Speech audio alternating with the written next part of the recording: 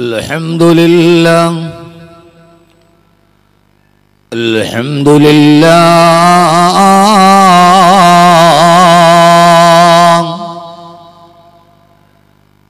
حيا قيوما سميعا بصيرا الذي لم يتخذ ولدا ولم يكن له شريك في الملك ولم يكن له ولي من الذل وكبره تكبيرا وأشهد أن لا إله إلا الله وحده لا شريك له وأشهد أن سيدنا ومولانا محمدًا عبده ورسوله صلى الله على سيدنا محمد وعلى آله وصحبه وسلم تسليما كثيرا كثيرا. اللهم يا واجب الوجود ويا واهب الخير والجود ويا غاية كل مقصود أفض علينا أنوار رحمتك ويسر لنا الوصول إلى كمال معرفتك وأفوض أمري إلى الله إن الله بصير بالعباد. صلى الله وسلم عليك يا سيدنا يا رسول الله. صلى الله وسلم عليك يا حبيبنا يا رسول الله. بلغت الرسالة وأديت الأمانة ونصحت الأمة وكشفت الغمة وجاهدت في سبيل ربك حق جهاده وعبدت ربك حتى أتاك اليقين. أعوذ بالله من الشيطان الرجيم. بسم الله الرحمن الرحيم. وأما من خاف مقام ربه ونهى النفس عن الهوى فإن الجنة هي المأوى. صدق الله مولانا العلي العظيم. وقال نبينا وحبيبنا ورسولنا وقائدنا وأسوتنا محمد صلى الله عليه وسلم: ألا أخبركم بخير أعمالكم وأزكاها عند مليقكم وأرفعها في درجاتكم وخير لكم من إنفاق الذهب والفضة؟ قيل بلى يا رسول الله. قال ذكر الله سبحانه وتعالى. صدق رسوله النبي المصطفى الأمين عليه وعلى آله وأهل بيته أفضل الصلوات وأزكى التسليم. يا سيد السادات جئتك قاصدا أرجو رضاك وأغتمي بحماك والله يا خير الخلائق إن لي قلبا مشوقا لا يروم سواك صلوا عليه وسلموا تسليما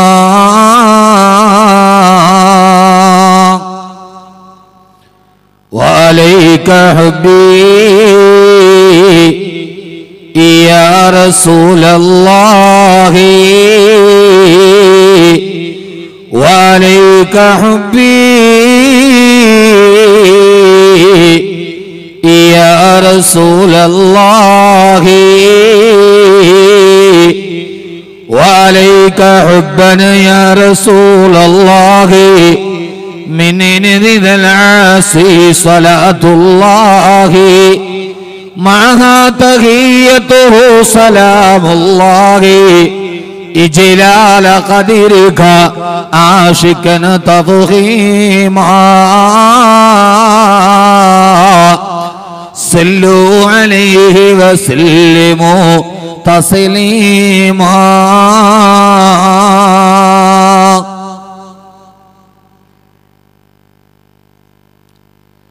സ്നേഹ ബഹുമാനാദവും നിറഞ്ഞ സമാദരണീയനും ബഹുമാന്യനുമായ യോഗാധ്യക്ഷൻ ബഹ്റൈൻ സമസ്തയുടെ കാര്യദർശി ബഹുമാന്യനായ സയ്യിദ് ഫഖ്റുദ്ദീൻ തങ്ങൾ ഈ പുണ്യമായ സദസ്സിന്റെ ഔപചാരികമായ ഉദ്ഘാടന കർമ്മം നിർവഹിച്ച സാഹിബ് സുമു അഷേഖ് അബ്ദുള്ള ബിൻ ഖാലിദ് അൽ ഖലീഫ ഹഫിളഹുല്ലാഹു വറഅ, വേദിയിൽ സ്വാഗത പ്രഭാഷണം നിർവഹിച്ച ഇസ്ലാം ദ റിലീജിയൻ ഓഫ് ട്രൂത്ത് 4ാം വാർഷിക പരിപാടിയുടെ ബഹുമാന്യനായ കൺവീനർ പ്രിയപ്പെട്ട ഷാനവാസ് സാഹിബ്, ഈ സ്വാഗത സംഘത്തിന്റെ ചെയർമാൻ ബഹുമാന്യനായ സുഹൃത്ത് ഹാരിസ് മാട്ടൂൽ, സ്വാഗത ആശംസ പ്രഭാഷണം നിർവഹിച്ച ബഹുമാന്യനായ സമസ്തയുടെ മുഴുനീള പ്രവർത്തകരും കോർഡിനേറ്ററുമായ പ്രിയ പണ്ഡിത സുഹൃത്ത് ഉമറുൽ ഫാറൂഖ് നദ്വി, ബഹുമാന്യനായ കാങ്കുൽ സയ്യിദ് അവറുകൾ, നമ്മുടെ ഈ സദസ്സിൽ പ്രകാശന കർമ്മം ഏറ്റുവാങ്ങിയ ബഹുമാന്യനായ ഫാഷൻ അഷ്റഫ് സാഹിബ്, ഈ പുണ്യമായ സദസ്സിൻ്റെ വിശിഷ്ട സാന്നിധ്യം നമ്മുടെ പ്രിയ അതിഥി, എൻ്റെ പ്രിയ സുഹൃത്തു കൂടിയായ ബഹുമാന്യനായ അൽ ഹിലാൽ ഹോസ്പിറ്റലിൻ്റെ പ്രിയപ്പെട്ട കാര്യദർശിയും അറിയപ്പെട്ട സാമൂഹിക സാംസ്കാരിക മേഖലകളിലെ നിറഞ്ഞ സാന്നിധ്യവുമായ പ്രിയ സുഹൃത്ത് ലത്തീഫ് ഉപ്പള, വേദിയിലും സദസ്സിലും ഉപവിഷ്ടരായ ബഹുമാന്യരായ പ്രിയപ്പെട്ട സമസ്തയുടെ പ്രവർത്തകർ, പണ്ഡിത സുഹൃത്തുക്കൾ, പ്രിയ സഹോദരങ്ങളെ, സഹോദരിമാരെ, അസ്സലാമു അലൈക്കും വറഹ്മത്തുള്ളാഹി തആല വബറകാതുഹു.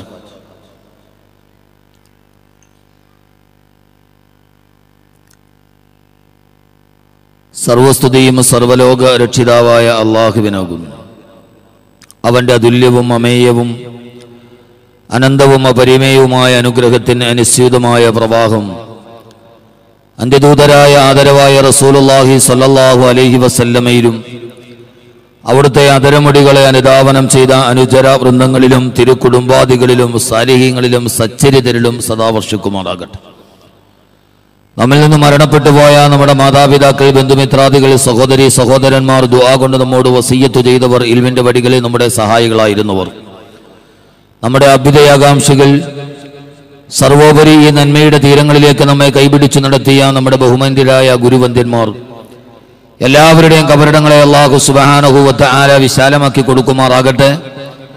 അവരുടെ പരലോക ജീവിതം സുഖത്തിലും സമാധാനത്തിലും സന്തുഷ്ടിയിലും സംതൃപ്തിയിലുമായി അല്ലാഹു സുബ്ഹാനഹു വ തആല കബൂൽ ചെയ്ത് അനുഗ്രഹിക്കുമാറാകട്ടെ എന്ന ദുആയോടുകൂടി ഇസ്ലാം ദ റിലീജിയൻ ഓഫ് ട്രൂത്ത് എന്ന നാം തുടങ്ങി വെച്ച നമ്മുടെ ഈ ബഹ്റൈൻ പ്രഭാഷണത്തിന്റെ 4ാം വാർഷികമാണ്.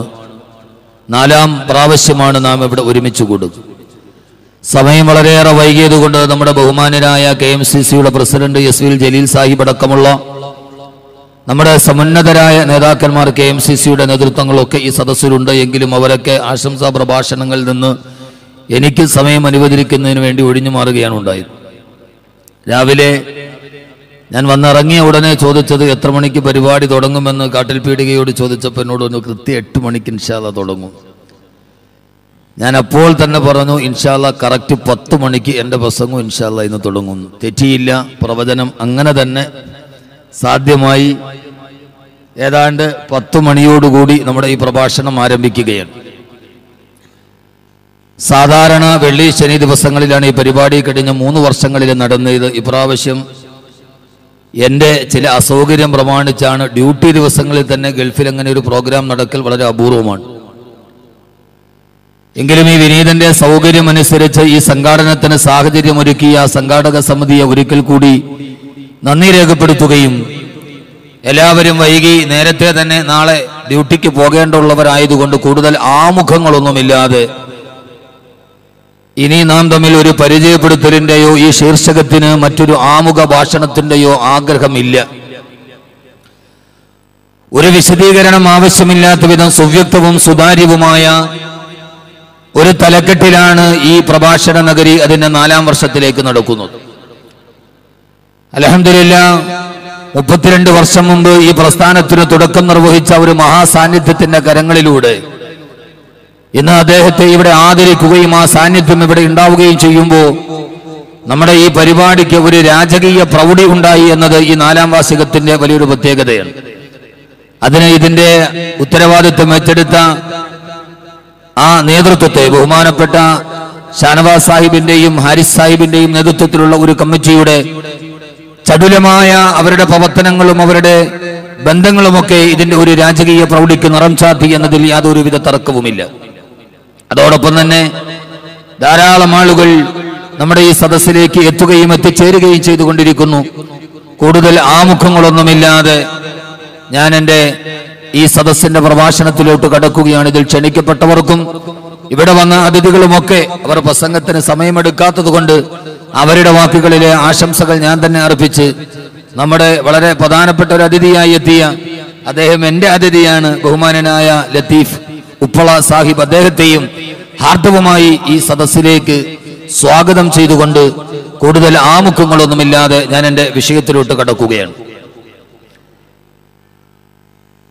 ധാരാളം പ്രാവശ്യം സംഘാടകർ വിഷയത്തിന് എന്തെങ്കിലും ഒരു പേര് കൊടുക്കണമെന്ന് എന്നോട് ആവശ്യപ്പെട്ടെങ്കിലും ഞാൻ ഇപ്രാവശ്യം ഒരു വിഷയം കൊടുക്കാൻ തയ്യാറായില്ല. കാരണം ചിതറിയ ചിന്തകൾ ഏത് വിഷയത്തിലാണ് ഊന്നി നിന്ന് ഈ സമകാലീന സമൂഹത്തോട് പറയേണ്ടതെന്നറിയാതെ ഒരു പ്രഭാഷകനെ സംബന്ധിച്ചോളം ഒരു പ്രബോധകനെ സംബന്ധിച്ചോളം അവന്റെ വിഷയങ്ങളെ ഏത് രീതിയിൽ ഈ സമകാലിക സമൂഹത്തോട് സമർപ്പിക്കണമെന്നറിയാതെ പതറിപ്പോകുന്ന ഒരു ആനുകാലിക കലുഷിത കലാപ സാഹചര്യത്തിലാണ് നാം നിലനിന്നു പോകുന്നത്. കഴിഞ്ഞ ഫെബ്രുവരി 8-ാം തീയതി കേരളത്തിൽ പ്രസിദ്ധീകരിച്ച ഒരു പ്രധാനപ്പെട്ട ആരോഗ്യ മാസികയുടെ റിപ്പോർട്ട് പ്രകാരം ഒരു വരുന്ന 10 വർഷത്തിന്റെ ഇടയിൽ കേരളത്തിലെ 85% ആളുകളും പ്രമേഹ രോഗത്തിന് അടിമകളാകുമെന്നാണ് അതിന് ആകുലമായ ആരോഗ്യരംഗത്തിന്റെ ആശങ്കകൾ രൂപീകരിക്കപ്പെടുക. അടുത്ത ഒരു 10 വർഷം കഴിയുമ്പോൾ ഏതാണ്ട് കേരളത്തിലെ 100 പേരുണ്ടെങ്കിൽ 85% ആളുകളും ഡയബറ്റിക് പേഷ്യന്റായി പ്രമേഹ രോഗത്തിന് അടിമകളായി മാറുമെന്ന് നമ്മെ എല്ലാവരെയും ലോകത്തെ ആകമാനം ഗ്രസിക്കുന്ന ഒരു ജീവിതശൈലി രോഗമാണ് പ്രമേഹ രോഗം. Diabetes WHO world health organisation the silent killer എന്ന നാമത്തിൽ അറിയപ്പെടുന്ന ഒരു നിശബ്ദ കൊലയാളി. ഡയബറ്റീസ് എന്ന പേര് തന്നെ to die a bit is diabetes എന്നാണ്. അത് ബാധിക്കുന്ന ആളുകൾ ഇഞ്ചിഞ്ചായി ഓരോ അവയവങ്ങളെ ആ രോഗം കാർന്നു നിന്ന് അവരുടെ അവയവങ്ങൾ മൃതമായി മരണത്തിലോട്ട് നടന്നു പോകുന്ന ഒരു നിശബ്ദ കൊലയാളി എന്ന് ലോക ആരോഗ്യ സംഘടന നാമകരണം ചെയ്ത ഭീകരമായ ഒരു ജീവിതശൈലി രോഗമാണ് പ്രമേഹം. ഞാനിത് പറയുന്നത് ഒരു പ്രമേഹ രോഗികളെ ആശങ്കപ്പെടുത്താനല്ല. അതുമായി ബന്ധപ്പെട്ട ആരോഗ്യ പ്രസിദ്ധീകരണത്തിന് ആ വാർത്ത വായിക്കുമ്പോൾ അതിൽ വളരെ ആശങ്കയോടെ അദ്ദേഹം പങ്കുവെക്കുന്ന ആ ലേഖകൻ പങ്കുവെക്കുന്ന ചില ആശങ്കകളുണ്ട്. അദ്ദേഹം പറയുന്നത് ഏതാണ്ട് 10 വർഷം കഴിയുമ്പോൾ കേരളത്തിലെ 85% ആളുകൾ കാഴ്ച നഷ്ടപ്പെടേണ്ടവരായി. പ്രമേഹ രോഗം ആദ്യം ബാധിക്കുന്നത് കാഴ്ചയാണ്, അവന്റെ വൃക്കകളെ. അങ്ങനെ അതിന്റെ അടിസ്ഥാനത്തിൽ കേരളത്തിലെ 85% ആളുകൾ അവരുടെ കണ്ണുകൾക്ക് കാഴ്ച നഷ്ടപ്പെടാൻ സാധ്യതയുള്ള ഒരു സാഹചര്യത്തിലേക്കാണ് കേരളത്തിന് ആരോഗ്യരോഗം മാറുന്നത് എന്ന് അദ്ദേഹം പറയുന്നുണ്ട്. അതുകൊണ്ട് തന്നെ നേരത്തെ മൾട്ടി സൂപ്പർ സ്പെഷ്യാലിറ്റി ഹോസ്പിറ്റലുകൾ നമ്മുടെ നാടുകളിൽ സജീവമായതുപോലെ ഇന്ന് കേരളത്തിന്റെ മുക്കുമൂലകളിൽ കണ്ണിന് വേണ്ടി മാത്രം ഹോസ്പിറ്റലുകൾ സ്ഥാപിക്കപ്പെടുന്ന ഒരു സാഹചര്യം നമ്മുടെ മുമ്പിലുണ്ട്. കേരളത്തിലേക്ക് നോക്കിയാൽ തിരുവനന്തപുരം മുതൽ കാസർഗോഡ് വരെ കണ്ണിന് വേണ്ടി മാത്രം ചികിത്സിക്കാൻ, ഹാർട്ടിന് വേണ്ടി മാത്രം ഹോസ്പിറ്റലുകളുണ്ട്. ആസ്റ്ററിന്റെ വലിയൊരു പോസ്റ്റർ മറുഭാഗത്ത് കാണുന്നുണ്ട്. അൽ ഹിലാൽ ഹോസ്പിറ്റലിന്റെ ബഹുമാനനായ ലത്തീഫ് സാഹിബ് ഉണ്ട്. എല്ലാവരും അവരവരുടേതായ ആരോഗ്യരംഗങ്ങൾ. ഈ അടുത്ത കാലത്ത് കേരളത്തിലുണ്ടായ പ്രധാനപ്പെട്ട ഒരു അഭിമാനം നമ്മുടെ ആരോഗ്യരംഗത്തിലേക്കുള്ള മുസ്ലിം സമൂഹത്തിന്റെ ഒരു ചുവടുവയ്പ് വളരെയേറെ പ്രോത്സാഹനജനകമാണ് എന്ന് ഞാൻ അവരെ ഇരുത്തിക്കൊണ്ട് തന്നെ അള്ളാഹുവിനെ പൂർണ്ണമായി സ്വീകരിക്കുമാറാകട്ടെ. നമ്മൾ ആരും ശ്രദ്ധിക്കാത്ത ഒരു ആരോഗ്യ മേഖലയിലേക്ക് മുസ്ലിം സമൂഹത്തിന്റെ ഒരു വലിയ കാഴ്ച പതിച്ചതിൽ ഇവരുടെ പങ്കുകൾ നിസ്തുലമാണ് എന്ന കാര്യം ഓർമ്മിക്കാതിരിക്കാൻ വയ്യ. ഞാനീ പറഞ്ഞത് കണ്ണ് എന്ന് പറയുന്ന ശരീരത്തിലെ ഏറ്റവും ചെറിയ ഒരു അവയവം, 4 ഗ്രാം മാത്രം തൂക്കമുള്ള ഈ കൃഷ്ണമണികൾ ചലിപ്പിക്കപ്പെടുന്ന ഒരു ചെറിയ കുടിയിലെ ഒരു ദ്രാവകത്തിന്റെ ഉള്ളിൽ 4 ഗ്രാം മാത്രം വലിപ്പമുള്ള പരിണാമ സിദ്ധാന്തം ആവിഷ്കരിച്ച ചാൾസ് ഡാർവിനെ പോലും ദൈവത്തിന്റെ മുമ്പിൽ തലകുനിച്ചു പോയ കുരങ്ങിൽ നിന്നാണ് മനുഷ്യൻ പരിണമിച്ചത് എന്ന് എഴുതി വെച്ച ചാൾസ് ഡാർവിന് നിർവചിക്കാൻ കഴിയാത്ത ഒരേ ഒരു മനുഷ്യ ശരീരത്തിലെ അവയവം കണ്ണായിരുന്നു. കണ്ണെങ്ങനെയാണ് രൂപാന്തരപ്പെട്ട് പരിണമിച്ചു വന്നത് എന്ന് പറയാൻ ചാൾസ് ഡാർവിന് പോലും കഴിഞ്ഞില്ല എന്നാണ് ജീവിവർഗത്തിന്റെ പ്രകൃതി നിർദ്ധാരണം വഴിയുള്ള ജീവിവർഗത്തിന്റെ ഉൽപ്പത്തി എന്ന അദ്ദേഹത്തിന്റെ പുസ്തകത്തിൽ അദ്ദേഹം കണ്ണിന്റെ പരിണാമത്തെ കുറിച്ച് പറയുമ്പോൾ നിശബ്ദമായി മൗനമായി നിൽക്കുന്നത് നമുക്ക് കാണാൻ കഴിയും. ഞാൻ ഈ പറഞ്ഞതിന്റെ അർത്ഥം പ്രമേഹ രോഗത്തെ കുറിച്ച് ക്ലാസ് എടുക്കാൻ വേണ്ടി മാത്രമല്ല. യഥാർത്ഥത്തിൽ ഈ പ്രമേഹ രോഗം ഒരു ജീവിതശൈലി രോഗമായി വ്യാപിച്ചു കഴിയുമ്പോൾ 85% ആളുകളുടെ കാഴ്ചയ്ക്ക് മങ്ങലേൽക്കും. അവർക്ക് നന്നായി കാണാൻ കഴിയില്ല എന്ന ഭീതിജനകമായ ഒരു അവസ്ഥ നമ്മുടെ മുമ്പിലുണ്ട്. ഇപ്പോൾ ഞാനിത് പറയുമ്പോ ഡയബറ്റീസ് രോഗത്തിന് അടിമകളായ മുഴുവൻ ആളുകളും ചിന്തിച്ചിട്ടുണ്ടാകും, എന്റെ കണ്ണിന്റെ ഈ കാഴ്ച കുറച്ച് കഴിയുമ്പോൾ പോകുമല്ലോ, അതുകൊണ്ട് നിയന്ത്രിക്കണം, ഗുളിക കൃത്യമായി കടിക്കണം, ഇൻസുലിൻ സമയബന്ധിതമായി എടുക്കണം, അതിനൊരു പ്രതിരോധമുണ്ടാകണം എന്ന ഒരു ചിന്ത ഇത് കേൾക്കുന്ന ഏതൊരാൾക്കും പെട്ടെന്ന് തന്നെ തോന്നാം, ഞാനതൊന്ന് ക്രമീകരിച്ചേ പറ്റൂ, അല്ലെങ്കിൽ എന്റെ കാഴ്ച എനിക്ക് നഷ്ടപ്പെട്ടേക്കാം. ആ കാഴ്ച നഷ്ടപ്പെടാതിരിക്കാനുള്ള ഒരു പ്രതിരോധത്തിന്റെ പ്രവർത്തനത്തിന്റെ കർമ്മോത്സുകത ഇപ്പോൾ തന്നെ കേൾക്കുന്ന ആളുകളുടെ മനസ്സിലുണ്ടാവാം. പക്ഷേ ഞാനൊന്ന് ചോദിക്കട്ടെ സഹോദരങ്ങളെ, ഇനി വരാനിരിക്കുന്ന 10 വർഷത്തിന്റെ ഉള്ളിൽ കേരളത്തിലെ മുഴുവൻ ജനങ്ങളുടെയും 85% ആളുകളുടെ കണ്ണിന് കാഴ്ചശക്തി നഷ്ടപ്പെടുന്നു എന്നത് നമ്മെ ആശങ്കാകുലരാക്കുന്നില്ല. കാരണം 100% ആളുകൾക്ക് കണ്ണിന് കാഴ്ചശക്തി നഷ്ടപ്പെട്ടു പോയാലും അവർ നോക്കുന്ന ഭാഗത്ത് അവർക്ക് ഇരുട്ടി വ്യാപിക്കുമെന്നല്ലാതെ ലോകത്തിന്റെ വെളിച്ചം അതോടുകൂടി നഷ്ടപ്പെട്ടു പോകുന്നില്ല. ഈ ഭൂമിയുടെ വെളിച്ചം നഷ്ടപ്പെട്ടു പോകുന്നില്ല. ഒരാളുടെ കണ്ണിന് കാഴ്ചശക്തി നഷ്ടപ്പെട്ടു പോയാൽ 100% ആളുകളും കണ്ണിന് കാഴ്ചയില്ലാത്തവരായാൽ അവർ നോക്കുന്ന ഭാഗത്ത് അവരുടെ ദൃഷ്ടിയിൽ പതിയുന്നവർക്ക് ഇരുട്ടി വ്യാപിക്കുമെന്നല്ലാതെ അതുകൊണ്ട് പ്രപഞ്ചത്തിനോ ലോകത്തിനോ ഇരുട്ടി വ്യാപിക്കുമെന്നർത്ഥമില്ല. കിഴക്ക് നിന്ന് സൂര്യൻ ഉദിക്കുന്നത് വരെ ഈ പ്രപഞ്ചത്തിന്റെ വെളിച്ചം അങ്ങനെ തന്നെ നിലനിൽക്കുക തന്നെ ചെയ്യുമെങ്കിൽ യഥാർത്ഥത്തിൽ നമ്മുടെ ചില അവയവങ്ങൾക്ക് ബാധിക്കുന്ന അന്ധത അള്ളാഹുവിന്റെ വിശുദ്ധമായ ഖുർആൻ ലോകത്തോട് പറഞ്ഞ വളരെ പ്രധാനപ്പെട്ട ഒരു കർമ്മ പദ്ധതി, വളരെ പ്രധാനപ്പെട്ട ഒരു പ്രമേയം. അല്ലാഹു സുബ്ഹാനഹു വ തആല മനുഷ്യന് കണ്ണിനെ സൃഷ്ടിച്ചു തന്ന അലം നജഅൽ ലഹു ഐനൈൻ വലിസാനം വശഫതൈൻ, നിങ്ങൾക്ക് തുറന്നു നോക്കിയാൽ വെളിച്ചം കാണുന്ന 2 കണ്ണുകളെ നിങ്ങൾക്ക് ഞാൻ അനുഗ്രഹമായി തന്നില്ലയോ എന്ന് ചോദിച്ച അള്ളാഹുവിന്റെ വിശുദ്ധമായ ഖുർആൻ, ആ ഖുർആനിന്റെ വളരെ പ്രസക്തമായ ഒരു ചോദ്യമുണ്ട്. ഞാൻ അത് തന്നെയാണ് നിങ്ങളോട് ചോദിക്കുന്ന എന്റെ ഇന്നത്തെയും നാളത്തെയും പ്രഭാഷണത്തിന്റെ പ്രമേയമായി. കാരണം അത് പറയണമെന്ന് തോന്നുന്ന ഒരു സാഹചര്യത്തിൽ ഇതുകൊണ്ടാണ് ഞാൻ ഒരു പ്രത്യേക ഒരു വിഷയം പറയാതിരുന്നത്. ഇന്നിവിടെ വന്നപ്പോൾ എനിക്ക് തോന്നിയ ചില ചെറിയ ചിന്തകൾ, ഇന്ന് കണ്ട ചില വാർത്തകൾ, അതൊക്കെ വിചാരിക്കുമ്പോൾ അല്ലാഹുവിന്റെ ഖുർആൻ ചോദിച്ച പരമപ്രധാനമായ ലോകത്തോട് ചോദിക്കേണ്ട ഒരു ചോദ്യമുണ്ട്. അല്ലാഹു സുബ്ഹാനഹു വ തആല പറയുകയാണ്, ഇല്ല, ഈ ലോകത്തിന് വെളിച്ചം നൽകാനാണല്ലോ ഖുർആൻ വന്നത്. കിതാബുൻ അൻസൽനാഹു ഇലൈക ലിതുഖ്രിജൻ നാസ മിനൽ ളുലുമാതി ഇലൻ നൂർ. അല്ലാഹു പറയുകയാണ്, ഈ ഇരുട്ടിലാണ്ടുപോയ ലോകത്തിന് വെളിച്ചം നൽകാനാണ് ഞാൻ എന്റെ വേദഗ്രന്ഥത്തെ നിങ്ങൾക്ക് അവതരണമാക്കിയത്. ഖുർആൻ വെളിച്ചമാണ്, ഖുർആൻ തെളിച്ചമാണ്, ഖുർആൻ ജ്വാലയാണ്, ഖുർആൻ ജീവിതത്തിന്റെ വെളിച്ചത്തിലേക്കുള്ള വഴിവിളക്കാണ്. ആ ഖുർആനിലൂടെ അല്ലാഹു പറയുകയാണ്, ഈ ലോകത്തുള്ള മുഴുവൻ ആളുകളുടെയും കണ്ണുകൾക്ക് കാഴ്ചശക്തി നഷ്ടപ്പെടുന്നതിന് അള്ളാഹുവിന്റെ ഖുർആൻ ആശങ്കയോടെ ചോദിച്ചിട്ടില്ല. അള്ളാഹു ചോദിച്ചിട്ടില്ല നിങ്ങളുടെ കണ്ണുകൾക്ക് കാഴ്ച നഷ്ടപ്പെടുന്നുവല്ലോ എന്ന് അള്ളാഹുവിന്റെ ഖുർആൻ ഒരിക്കലും ആശങ്കയോടെ ചോദിച്ചിട്ടില്ല. സമകാലീന ലോകത്തിന് സമർപ്പിക്കാൻ കഴിയുന്ന ഏറ്റവും വലിയൊരു പ്രമേയം പോലെ അള്ളാഹു സുബ്ഹാനഹു വ തആല ചോദിക്കുന്ന ഒരു ചോദ്യമുണ്ട്. മാനവാ, നിനക്ക് രോഗം ബാധിച്ച് നിന്റെ കണ്ണുകളുടെ കാഴ്ച നഷ്ടപ്പെട്ടു പോയാൽ ആ കാഴ്ച നഷ്ടപ്പെട്ടു എന്നതിന്റെ പേരിൽ ഈ പ്രപഞ്ചത്തിന് ഒരു നഷ്ടവും വരാനില്ല, ഈ ലോകത്തിനൊരു തളർച്ചയും വരാനില്ല. നിന്റെ കാഴ്ചശക്തി നഷ്ടപ്പെട്ടു എന്നതിന്റെ പേരിൽ നിന്റെ കണ്ണ് ഒരു വസ്തുവിൽ പോയി തൊട്ടാൽ ആ പ്രകാശം ആ വസ്തുവിൽ തൊട്ട് അതിന്റെ പ്രതിബിംബം റെറ്റിനയിൽ കടന്നു വരുമ്പോ നീ ആ വസ്തുവിനെ കാണുന്നു എന്ന കാഴ്ചയുടെ പ്രധാനമായ ശക്തി നിനക്ക് കാഴ്ചശക്തി നഷ്ടപ്പെട്ടു പോയാൽ അതിന്റെ പേരിൽ ലോകത്തൊന്നും നടക്കാനില്ല, ഒന്നും തകരാനില്ല. പക്ഷെ അള്ളാഹു ചോദിക്കുകയാണ്, വളരെ ലോകത്തോട് മുഴുവനും ഖുർആന്റെ ഒരു ചോദ്യമുണ്ട്. അള്ളാഹു ചോദിക്കുകയാണ്, നിങ്ങളുടെ കാഴ്ചശക്തി നഷ്ടപ്പെട്ടതിന്റെ പേരിൽ ലോകത്തിനെന്ത് നഷ്ടമാണ് സംഭവിക്കാനുള്ളത്? കണ്ണിന്റെ കാഴ്ച നഷ്ടപ്പെട്ടു പോയാൽ ഈ ലോകത്തിനെന്ത് വിരൾച്ചയാണ് വരാനുള്ളത്? അള്ളാഹു ചോദിക്കുകയാണ്, ഫഇന്നഹാ ലാ തഅമൽ അബ്സാർ വലാകിൻ തഅമൽ ഖുലൂബുൽ ലതീ ഫിസ്സുദൂർ. അള്ളാഹു ചോദിക്കുകയാണ്, ഫഇന്നഹാ ലാ തഅമൽ അബ്സാർ. അവരുടെ ആരുടെയും കണ്ണുകൾക്കല്ല കാഴ്ച നഷ്ടപ്പെട്ടു പോയത്, അവരുടെ കണ്ണുകൾക്കല്ല കാഴ്ചശക്തി നഷ്ടപ്പെട്ടു പോയത്. സത്യം കണ്ടിട്ടും സത്യം തിരിച്ചറിയാൻ കഴിയാതെ, ധർമ്മം കണ്ടിട്ടും ആ ധർമ്മത്തിന്റെ പാതയിലൂടെ സഞ്ചരിക്കാൻ കഴിയാതെ അവരെന്നും ഇരുട്ടിലൂടെ സഞ്ചരിക്കാൻ കാരണം അവരുടെ കണ്ണിന് കാഴ്ച നഷ്ടപ്പെട്ടു പോയതല്ല, വലാകിൻ തഅമൽ ഖുലൂബുൽ ലതീ ഫിസ്സുദൂർ.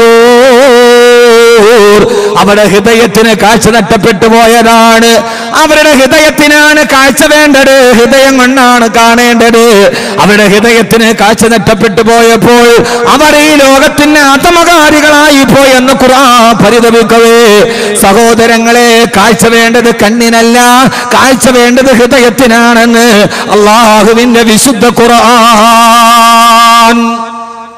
ഇത് വളരെ പ്രസക്തമായൊരു ചോദ്യമാണ്. ഹൃദയത്തിന് കാഴ്ച നഷ്ടപ്പെട്ടു പോയൊരു ലോകം, ഹൃദയത്തിന്റെ കാഴ്ച നഷ്ടപ്പെട്ടു പോയൊരു സമൂഹം, ആ സമൂഹം ലോകത്തിന്റെ ഏറ്റവും അപകടകരമായ അവസ്ഥയിലേക്ക് നടന്നു പോകും. കൃത്യമായി ചിന്തിക്കേണ്ട ഖുർആൻ ആധുനിക ലോകത്തിന്റെ മുമ്പിൽ സമർപ്പിക്കുന്ന ഒരു പ്രധാനപ്പെട്ട ചോദ്യമാണിത്. ഇവിടെ ആരുടെയും കണ്ണിന് കാഴ്ചകൾ മങ്ങിയിട്ടില്ല. എന്നാൽ കാഴ്ചകൾ കാണാൻ കഴിയാത്ത ഒരു മങ്ങലേറ്റ ലോകമായി നമ്മുടെ ഹൃദയത്തിന്റെ കണ്ണുകൾക്ക് അന്ധത ബാധിച്ചുവോ എന്ന് നാം ചിന്തിക്കേണ്ടതുണ്ട്. കാരണം ആ കണ്ണുകൾക്ക് ഹൃദയാന്ധത ബാധിച്ചപ്പോഴാണ്, ഹൃദയത്തിന്റെ കണ്ണുകൾക്ക് അന്ധത ബാധിച്ചത് കൊണ്ടാണ് നാം ഇന്ന് പലതും കേൾക്കാൻ ഇഷ്ടപ്പെടാത്തത് കേൾക്കേണ്ടി വരിക, കേൾക്കാൻ ഇഷ്ടപ്പെടാത്തത് കേൾക്കേണ്ടി വരിക. ഞാനതിന്റെ പുതിയ വാർത്തകളിലോട്ട് കടന്നു പോകുന്നില്ല. ഈ അടുത്ത സമയത്ത് നമ്മുടെ കേരളത്തിൽ നടക്കുന്ന ഏറ്റവും പ്രധാനപ്പെട്ട കാര്യം, ഒരു കാര്യം നമ്മൾ കഴിഞ്ഞ ആഴ്ച നമ്മൾ വായിച്ചുവല്ലോ. സ്വന്തം പിതാവ് സ്വന്തം ഭർത്താവ് തന്റെ മക്കളെ ലൈംഗികമായി പീഡിപ്പിക്കുന്നു, ലൈംഗികമായി ദുരുപയോഗം ചെയ്തു എന്ന് തോന്നിയപ്പോ മാതാവാണ് തന്റെ പ്രിയപ്പെട്ട 2 മക്കളെ, 7 വയസ്സും 3 വയസ്സും മാത്രം പ്രായമുള്ള 2 പിഞ്ചു പെൺമക്കളെ തന്റെ ഭർത്താവ് തന്നെ, അവർക്ക് ജന്മം നൽകിയ പിതാവ് തന്നെ ലൈംഗികമായി അവരെ ഉപയോഗപ്പെടുത്തുന്നു എന്ന് തോന്നിയപ്പോൾ താൻ പ്രസവിച്ചു പോയ 7 വയസ്സും 3 വയസ്സുമുള്ള പെൺമക്കളെ വളർത്താൻ കഴിയാതെ മാതാവ് തന്നെ ആ മക്കളെ കരുത്തെറുത്ത് കൊല്ലേണ്ടി വന്ന ഒരു കാലത്തിൽ നിന്നുകൊണ്ടാണ് ഹൃദയത്തിന്റെ അന്ധതയെ കുറിച്ച് നാം സംസാരിക്കുന്നത്.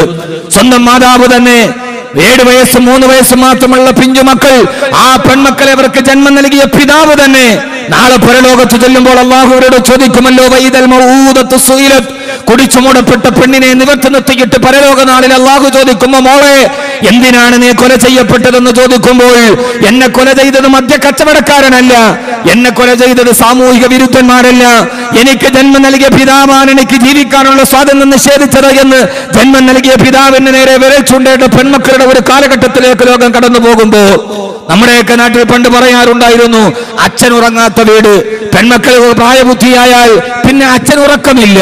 പടിതുകൾ ദുർബലമായ പോയ വാതിൽപ്പടിയിൽ പ്രായബുദ്ധിയായ മക്കൾ തന്റെ വീട്ടിലെ റൂമിൽ കിടന്നുറങ്ങുമ്പോ ദുർബലമായ വാതിൽപ്പടിയിൽ കണ്ണുകൾക്ക് ഉറക്കം തൂങ്ങുന്ന കണ്ണുകളോട് കാവൽ പറഞ്ഞ് കഥ പറഞ്ഞു കാവൽ നിൽക്കുന്ന അച്ഛനുണ്ടായിരുന്നു. ഇന്ന് ആ സാഹചര്യം മാറി. ഇന്ന് ഉറക്കമില്ലാത്തത് അച്ഛനല്ല, പെൺകുട്ടികൾക്ക് പ്രായബുദ്ധിയായാൽ കിടക്കുന്ന ബെഡ്റൂമിന്റെ കുച്ചിയിടാതെ കിടന്നുറങ്ങാൻ ആ പെൺകുട്ടികൾക്ക് പേടിയാണ്. എന്തുകൊണ്ടെന്നറിയുമോ?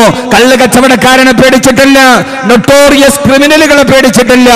സ്വന്തം പിതാവിനെ ഭയന്നിട്ട് കിടന്നുറങ്ങുന്ന റൂമിന്റെ വാതില് കുച്ചിയിടാതെ കിടന്നുറങ്ങാൻ പെണ്ണായി പിറന്ന രണ്ടക്ഷരത്തിന് കടിയാതെ പോകുന്ന ഒരു കാലഘട്ടത്തിലേക്ക് ലോകം കടന്നു പോകുമ്പോ, ബന്ധങ്ങൾക്ക് വിലയില്ലാതാകുമ്പോ, മലയാളത്തിന്റെ ഒരു ആനുകാലിക കവിയുണ്ട്, സത്താർ ആദൂർ എന്നാണ് അദ്ദേഹത്തിന്റെ പേര്. അദ്ദേഹം പെരുമ്പിലാവ് സ്വദേശിയാണ്. അദ്ദേഹം വളരെ ചെറിയ 2 വരികളിലൂടെ ആനുകാലികമായ സംഭവങ്ങളിലേക്ക് മനുഷ്യന്റെ കണ്ണുകളെ നിവർത്തിക്കുന്ന ഒരു കവിയാണ്. അദ്ദേഹത്തിന്റെ 2 വരി കവിത ഞാൻ ഈ അടുത്ത സമയത്ത് വായിക്കാനിടെ. അദ്ദേഹം പറഞ്ഞു, പാതിരാത്രിയിൽ കിടന്നുറങ്ങുന്ന തന്റെ മുകളിലേക്ക് മാനം കവരാൻ ഒരാൾ വന്നപ്പോൾ പെൺകുട്ടി ചാടി എഴുന്നേറ്റ് രക്ഷിക്കാൻ വേണ്ടി അച്ഛാ എന്ന് വിളിക്കാൻ പോയപ്പോഴാണ് അവളുടെ ശബ്ദം തൊണ്ടയിൽ കുടുങ്ങിയത്. കാരണം വെളിച്ചത്തിൽ അവൾ കണ്ടു തന്റെ മാനം നഷ്ടപ്പെടുത്താൻ വേണ്ടി വരുന്നത് തന്റെ അച്ഛനാണ് എന്ന്. ഇനി അവൾ ആരെയാണ് വിളിക്കുക? തന്റെ മാനം നഷ്ടപ്പെടുത്താൻ വന്നവരുടെ മുമ്പിൽ ഒരു ദയക്കു വേണ്ടി, ഒരു കാവലിന് വേണ്ടി അച്ഛ എന്ന് വിളിക്കേണ്ട പെൺകുട്ടി അവൾ ആ മങ്ങിയ വെളിച്ചത്തിൽ തെളിച്ചറിഞ്ഞു, എന്റെ മാനം നശിപ്പിക്കാൻ വേണ്ടി വരുന്നത് എന്റെ അച്ഛനാണ് എന്ന്.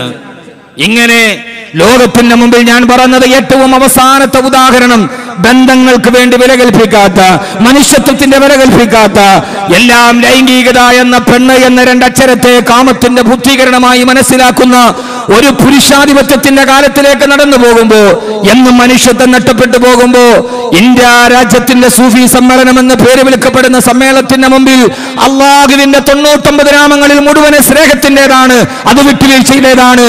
അള്ളാഹു റഹ്മാനും റഹീമുമാണ്, അവന് സ്നേഹത്തിന്റെ ഉടമയാണെന്ന് ഇന്ത്യ രാജ്യത്തിന്റെ പ്രധാനമന്ത്രി പറഞ്ഞ് അവസാനിപ്പിക്കുന്നതിന് തൊട്ടു മുമ്പാണ് നമ്മുടെ ഇന്ത്യ രാജ്യത്തിന്റെ മരത്തിന്റെ 2 കൊമ്പുകളിൽ കന്നുകാലിക്ക് വിൽക്കുന്നവന് കൂട്ടുനിൽക്കാൻ വേണ്ടി പോയ 15 വയസ്സുകാരന്റെ മൃതദേഹം തൂങ്ങിയാടിയത് എന്ന് നാം തിരിച്ചറിയുമ്പോ, അള്ളാഹുവിന്റെ നാമം സ്നേഹത്തിൻ്റെതാണ് എന്ന് പറഞ്ഞു തീരുന്നതിനപ്പുറം ദയെന്തെന്നറിയാത്ത, സ്നേഹമെന്തെന്നറിയാത്ത, വിട്ടുവീഴ്ച അറിയാത്ത, ഉദാരത അറിയാത്ത ഒരു സമൂഹം 2 മരക്കൊമ്പുകളിൽ മിനിങ്ങാന്ന് 10 ദിവസം മുമ്പാണ് 15 വയസ്സുകാരൻ കന്നുകാലി കച്ചവടക്കാരനായ അയൽവക്കക്കാരന് കൂട്ടിന് പോയത്.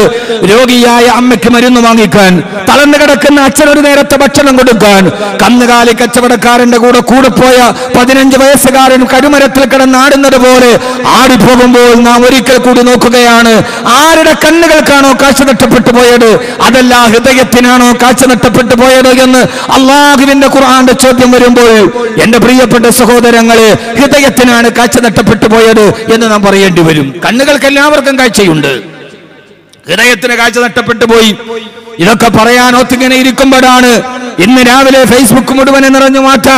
കല്യാണ പന്തലിൽ പാവപ്പെട്ട പിതാവ് കെട്ടിച്ചു വിടാൻ പൈസയില്ലാതെ കോഴിക്കോട് സ്വദേശി, കോഴിക്കോട് ജില്ലയിലെ കൊയിലാണ്ടിയിൽ പാവപ്പെട്ട പിതാവ് തന്റെ മകളെ ഇത്രകാലം കൈവെള്ളയിൽ കൈവല്യം പോലെ കാത്തുസൂക്ഷിച്ചും മാടപ്രാവിനെ പോലെ വളർത്തിക്കൊണ്ടുവന്ന പിതാവ്, ഇത്രയും നാൾ നൊന്ത് പ്രസവിച്ച് ജീവിച്ചു കൊണ്ടുവന്ന മാതാവ്, കല്യാണ പന്തലിൽ സ്വന്തമായി വിവാഹം കഴിച്ചു വിടാൻ കഴിയാതെ നാട്ടുകാരും വീട്ടുകാരും ഒക്കെ സഹായിച്ച് സ്വർണ്ണവാൻ പണ്ടങ്ങൾ തന്റെ മകളുടെ ശരീരത്തിലേക്കിട്ട് താൻ വളർത്തിക്കൊണ്ടുവന്ന് തന്റെ ശരീരത്തിന്റെ വിയർപ്പ് മുഴുവനും ആരുടെ മാംസക്കഷണത്തിന്റെ നന്മക്ക് വേണ്ടി വിനിയോഗിച്ചു. ആ പൊന്നുമോളുടെ കയ്യിൽ പിടിച്ച് വരന്റെ കയ്യിലേക്ക് കൊടുക്കാൻ പോകുമ്പോ, വരൻ വരുന്നതിന് നിമിഷത്തിന് മുമ്പ് തൊട്ടടുത്ത് കിടക്കുന്ന അന്യമതസ്ഥനായ ചെറുപ്പക്കാരന്റെ കൂടെ കല്യാണ പന്തലിൽ നിന്ന് ഇറങ്ങിയോടിയ പെൺകുട്ടി. ആ പെൺകുട്ടിയെ നാം ഒരിക്കൽ കൂടി ഓർക്കുമ്പോ ഒരൊറ്റ നിമിഷം കൊണ്ട് മാതാവിനോടുള്ള കടപ്പാടുകൾ മറന്നു പോകുന്ന, പിതാവാരെന്ന് മറന്നു പോകുന്ന, എല്ലാം ശരീരത്തിന്റെ ആട്ടത്തിന്റെ മുകളിൽ ലോകം മുഴുവനും മാറി നോക്കുമ്പോ, എന്റെ പ്രിയപ്പെട്ട സഹോദരങ്ങളെ, പഠിക്കാൻ ഏറെ ഇനി ബാക്കിയാണ്. പഠിക്കാനേറെ, അറിയാനേറെ, അനുവർത്തിക്കാനേറെ, ജീവിക്കുവാനേറെ. നാം ഒന്നും പഠിച്ചിട്ടില്ല എന്ന ഒരു ബാലപാഠത്തിന്റെ നടുവിലൂടെ ജീവിതം ദുരന്തത്തിന്റെ സ്മൃതികളിലോട്ട് കടന്നു പോവുകയാണ്. അള്ളാഹു നമ്മെ ജീവിതത്തിൽ നല്ല രീതിയിൽ നടക്കാൻ അള്ളാഹു തൗഫീഖ് നൽകി അനുഗ്രഹിക്കുമാറാകട്ടെ. അള്ളാഹു നമ്മളെ ആ നല്ല വഴിയിലൂടെ അള്ളാഹു നൽകി അനുഗ്രഹിക്കുമാറാകട്ടെ. ജീവിതത്തിന്റെ മുഴുവൻ അന്ധത ബാധിച്ച കരങ്ങളിലൂടെ നടന്നു പോകുമ്പോ, രാഷ്ട്രീയ, സാമൂഹിക, സാംസ്കാരിക മേഖലകളിൽ ചിതറത്തെറിച്ച മൃതദേഹങ്ങളുടെ മുമ്പിൽ പൊട്ടിക്കരയുന്ന മാതാപിതാക്കളുടെ ദീനവിലാപത്തിന്റെ നടുവിൽ മനുഷ്യനൊന്നുമല്ലാതായി മാറുന്ന, എല്ലാം ഒരു ബഹിസ്ഫുരണത്തിന്റെ, ഒരു അടയാളത്തിന്റെ മാതൃകയായി മാറിപ്പോകുന്ന ഒരു കാലഘട്ടത്തിലോട്ട് കടന്നു പോകുമ്പോൾ ഒരിക്കൽ കൂടി നമുക്ക് ചിന്തിക്കാനുണ്ട്, എവിടെയാണ് നമുക്ക് തെറ്റുപറ്റിപ്പോയത്? നമ്മുടെ ഹൃദയത്തിന് കാഴ്ചയുണ്ടാവണ്ടേ? നമ്മുടെ ഹൃദയത്തിന് കാഴ്ച നടാൻ നമുക്ക് കഴിയേണ്ടതില്ലേ? എവിടെയാണ് ഹൃദയത്തിന്റെ കാഴ്ച കിട്ടുക? എല്ലാവരും പറയുന്നു, എല്ലാവരും ചാനലുകൾ ചർച്ച ചെയ്യുന്നു. ഇങ്ങനെ പോയാൽ ഈ ലോകം എങ്ങോട്ടാണ് നടന്നു പോവുക? ഏത് രീതിയിലാണ് ഇത് അവസാനിക്കുക? ഈ ബന്ധങ്ങളുടെ പ്രസക്തി എങ്ങനെയാണ് നമുക്ക് തിരിച്ചെടുക്കാൻ കഴിയുക? എല്ലാ സംഘടനകളുടെയും തലക്കെട്ടിങ്ങനെയാണ്, മഹിതമായ മൂല്യങ്ങളുടെ വീണ്ടെടുപ്പിനു വേണ്ടി. അപ്പോഴാണ് നാം കേൾക്കുന്നത്, ഇന്ന് രാവിലെ അഖിലേന്ത്യാ വനിതാ സൂഫി സമ്മേളനത്തിൽ പെണ്ണുങ്ങൾ പ്രമേയം പാസാക്കിയത്രേ, പുരുഷന് താടിയും പെണ്ണിന് ഹിജാബും ഇസ്ലാമിൽ പറഞ്ഞിട്ടേ ഇല്ല. തെളിവ് ഖുർആനാണ് ലക്കും ദീനുക്കും വലിയ ദീൻ. മുഫസ്സിരീങ്ങളും മുഹദ്ദിസീങ്ങളും കേരളത്തിൽ, ഇന്ത്യയിൽ ഉൽപ്പാദിപ്പിക്കപ്പെടുകയാണ് ഓരോ ദിവസവും. അതിന് വനിതാ സൂഫി സമ്മേളനം, ഇവരെ സൂഫി എന്ന് വിളിച്ച ആളുകളെയാണ് നമ്മൾ സൂക്കി എന്ന് വിളിക്കേണ്ടി വരിക. എന്തൊക്കെയാണ് നടക്കുന്നത് എന്നറിയാൻ കഴിയാത്തൊരവസ്ഥയിലേക്ക് നമ്മുടെ കാലം മാറുന്നു. ഇന്ന് രാവിലെ പെണ്ണുങ്ങൾ പ്രമേയം പാസാക്കി, പുരുഷന് താടി വെക്കണ്ട, പെണ്ണിന് തലയും മറക്കണ്ട. അത് ഇസ്ലാമിലില്ല. ഞാൻ പറയുന്നത്, ഞാൻ അതിലേക്കൊന്നും നടന്നു പോകുന്നില്ല. എവിടെയോ മർമ്മപ്രധാനമായ ഒരു തെറ്റ് സംഭവിച്ചിട്ടുണ്ട്. ആ തെറ്റ് എവിടെയാണ് എന്ന് മനസ്സിലാക്കാൻ ഇതിനേക്കാൾ അതപ്പതിച്ചു പോയൊരു ജനതയ്ക്ക് ധാർമ്മികമായ മൂല്യങ്ങൾ വീണ്ടെടുത്തു കൊടുത്ത അള്ളാഹുവിന്റെ വിശുദ്ധമായ ഖുർആൻ, അള്ളാഹുവിന്റെ വിശുദ്ധമായ ഖുർആൻ, ആ ഖുർആൻ ഒരു മനുഷ്യന്റെ മനസ്സുകളുടെ ഇരുട്ടിനെ മാറ്റി അവർക്ക് തെളിച്ചം നൽകി എന്നിരിക്കുമ്പോ, ആ ഖുർആൻ നമ്മുടെ മനുഷ്യന്റെ ഇരുട്ടിനെ മാറ്റുന്നില്ല എങ്കിൽ അതിന്റെ അർത്ഥം ഖുർആന് പോരായ്മയുണ്ട് എന്നല്ല, നമുക്ക് പോരായ്മയുണ്ട് എന്നാണ് അതിന്റെ അർത്ഥം. 6-ാം നൂറ്റാണ്ടിലെ കാട്ടറബികളെ മാറ്റി പരിവർത്തനത്തിന്റെ വെളിച്ചം കൊടുത്തത് ഖുർആനായിരുന്നു. പക്ഷെ ആ ഖുർആൻ അന്ന് തോലിലോ അല്ലെങ്കിൽ ഈത്തപ്പന മരത്തിന്റെ ഓലകളിലോ എഴുതി വെച്ചിരുന്ന ഖുർആൻ അതിനേക്കാൾ വരെ സൗന്ദര്യാത്മകതയോടെ ഖാദിമുൽ ഹറമൈൻ ശരീഫൈൻ ഫ്രീ ആയിട്ട് കൊടുക്കുന്ന നല്ല വർണ്ണ തെളിച്ചമുള്ള കടലാസുകളിൽ ഖുർആൻ സുന്ദരമായ അച്ചടികളിൽ ഇന്ന് നമ്മുടെ മുമ്പിലുണ്ട്. പക്ഷേ ഖുർആൻ നമ്മുടെ ഹൃദയത്തിന് വെളിച്ചം നൽകുന്നില്ല. ആകെ ഇപ്പോ ഹൃദയത്തിന് കാഴ്ച കൊടുക്കണമെങ്കിൽ ആകെ കഴിയുന്നത് ഖുർആനിനാണ്. ഹൃദയത്തിന് കാഴ്ച കൊടുക്കാൻ വേറെ ലോകത്താർക്കും കഴിയുകയുമില്ല. ആന്തരിക അവയവങ്ങളെ യഥാർത്ഥത്തിൽ തൊലിയുടെ പുറത്തുള്ള ചികിത്സയാണ് നടക്കുന്നത്. ഇന്ന് നിങ്ങളൊന്ന് ആലോചിച്ച് നോക്കി, ഹൃദയത്തിന് പുരട്ടാൻ പറ്റുന്ന, ഹൃദയത്തിന്റെ എല്ലാവിധ ഇരുട്ടുകളെയും മാറ്റാൻ കഴിയുന്ന ഒരു ലേപനം ലോകത്ത് വേറൊരുത്തും കാണാറില്ല. നമ്മളിപ്പോ പരസ്യം കാണാറുണ്ട്, 7 ആഴ്ച കൊണ്ട് മുഖം വെളുക്കും, കാവേരി ഫെയർനെസ് ക്രീം. 7 ആഴ്ച പുരട്ടിയാൽ മുഖത്തെ കറുപ്പ് മാറുമത്രേ. പക്ഷെ ഇന്നേ വരെ ഹൃദയത്തിന്റെ കറുപ്പ് മാറ്റാൻ കഴിയുന്ന ഒരു ലേപനം ഇന്നേ വരെ ലോകത്താരും കണ്ടുപിടിച്ചിട്ടില്ല. അതിന്റെ പരസ്യമൊട്ട് പറഞ്ഞിട്ടുമില്ല. എന്നാൽ ഹൃദയത്തിന് വെളിച്ചം നൽകുന്നതാരാണ്? ആ ഖുർആൻ. അള്ളാഹുവിന്റെ ഖുർആൻ ചോദിക്കുന്നുണ്ട്, ഖുർആനിന് മാറ്റമുണ്ടായിട്ടില്ല. അഫലാ യതദബ്ബറൂനൽ ഖുർആൻ, ഈ ഖുർആനിനെ കുറിച്ച് എന്തേ നിങ്ങൾ ചിന്തിക്കുന്നില്ല? എന്തേ ഖുർആനിൽ നിങ്ങൾ ഒരു ഗവേഷണം ചെയ്യുന്നില്ല? എന്നിട്ട് അല്ലാഹു പറയുകയാണ്, സഹോദരങ്ങളെ, 6-ാം നൂറ്റാണ്ടിലെ ഏറ്റവും വലിയ ആവിഷ്കരിക്കാരത്തിന്റെ നടുവിലൂടെ നടന്നുപോയ ജനതയുടെ ഹൃദയത്തിൽ പെണ്ണിനെ കുറിച്ച്, ഉമ്മയെ കുറിച്ച്, ഉപ്പയെ കുറിച്ച്, ജീവിതത്തിന്റെ മഹിതമായ മൂല്യങ്ങളെ കുറിച്ച് അവരോട് വെളിച്ചം പറഞ്ഞു കൊടുത്ത ഖുർആൻ. ആ ഖുർആൻ അതിനേക്കാൾ അനുഗ്രഹമായി നമ്മുടെ മുമ്പിൽ പാരായണ ശൈലിയിലൂടെ നടന്നു പോകവേ അള്ളാഹു ചോദിക്കുകയാണ്, ആ ഖുർആൻ പാരായണം ചെയ്തിട്ടും എന്തേ നിങ്ങളുടെ ഹൃദയത്തിന് കാഴ്ച കിട്ടുന്നില്ല? അതിന്റെ കാരണം അമ്മനാ ഖുലൂബിൻ അഖ്ഫാലുഹാ, അമ്മനാ ഖുലൂബിൻ അഖ്ഫാലുഹാ. ആ ഹൃദയത്തിനാരാണ് താഴിട്ട് പൂട്ടിയത്? ഞാൻ എന്റെ വിഷയത്തിന്റെ മർമ്മപ്രധാനമായ ഭാഗത്തേക്ക് പോവുകയാണ്. അള്ളാഹു ചോദിക്കുകയാണ്, ഒരു സന്മാർഗത്തിന്റെ ഉപദേശം നിങ്ങളുടെ ഹൃദയത്തിൽ രൂപാന്തരപ്പെടാറ്, ഏത് നസീഹത്തുകൾ നിങ്ങളുടെ ഹൃദയത്തിലേക്ക് ഇറങ്ങാറ്, പ്രഭാഷണത്തിന് കുറവില്ല, പ്രവർത്തനമാണ് കമ്മിയായി മാറുന്നത്. വായനക്ക് കുറവില്ല, ക്ലാസുകൾക്ക് കുറവില്ല, സിംബോസിയങ്ങൾക്ക് കുറവില്ല, എല്ലാ ദിക്റുകൾക്കും ഔറാദുകൾക്കും സലാത്തുകൾക്കും കുറവില്ല. പക്ഷേ അമ്മലാ ഖുലൂബിൻ അഖ്ഫാലുഹാ, നിങ്ങളുടെ ഹൃദയത്തിൽ ആരാണ് താഴിട്ട് പൂട്ടിയത്? ഖതമല്ലാഹു അലാ ഖുലൂബിഹിം വഅലാ സമ്ഇഹിം വഅലാ അബ്സാരിഹിം ഗശാവാ. അല്ലാഹു പറയുകയാണ്, ഹൃദയത്തിന് താടിട്ട് പൂട്ടിയാൽ പിന്നെ അതിലേക്ക് ആരുടെ പ്രസംഗങ്ങളും ഇറങ്ങിപ്പോവില്ല, ആരുടെ സതുപദേശങ്ങളും ഇറങ്ങിപ്പോവില്ല. കാരണം എന്തെന്നറിയുമോ? വിവാഹപ്പന്തലിൽ തന്റെ പിതാവിന്റെയും തന്റെ മാതാവിന്റെയും മുഖത്ത് നോക്കി അടുത്ത് കണ്ടവന്റെ കൈപിടിച്ചിറങ്ങിപ്പോകാൻ എങ്ങനെ കൊയിലാണ്ടിക്കാര് പെണ്ണിന് തോന്നി എന്ന് നമ്മൾ മനസ്സുകൊണ്ട് ചോദിക്കുമ്പോഴും അവള് വാപ്പയുടെ ത്യാഗം കണ്ടില്ലയോ, അവള് ഉമ്മയുടെ കണ്ണുനീര് കണ്ടില്ലയോ, അവള് പിച്ച വെച്ച് നടന്ന മുട്ടം മറന്നില്ലയോ? ഈ ചോദ്യചിഹ്നങ്ങൾക്ക് യാതൊരുവിധ പ്രസക്തിയുമില്ല. കാരണം ഉമ്മയുടെ കണ്ണുനീരിന്റെ കഥനമറിയാൻ ആ പെണ്ണിന്റെ ഹൃദയത്തിൽ സീന് വെച്ചുപോയി.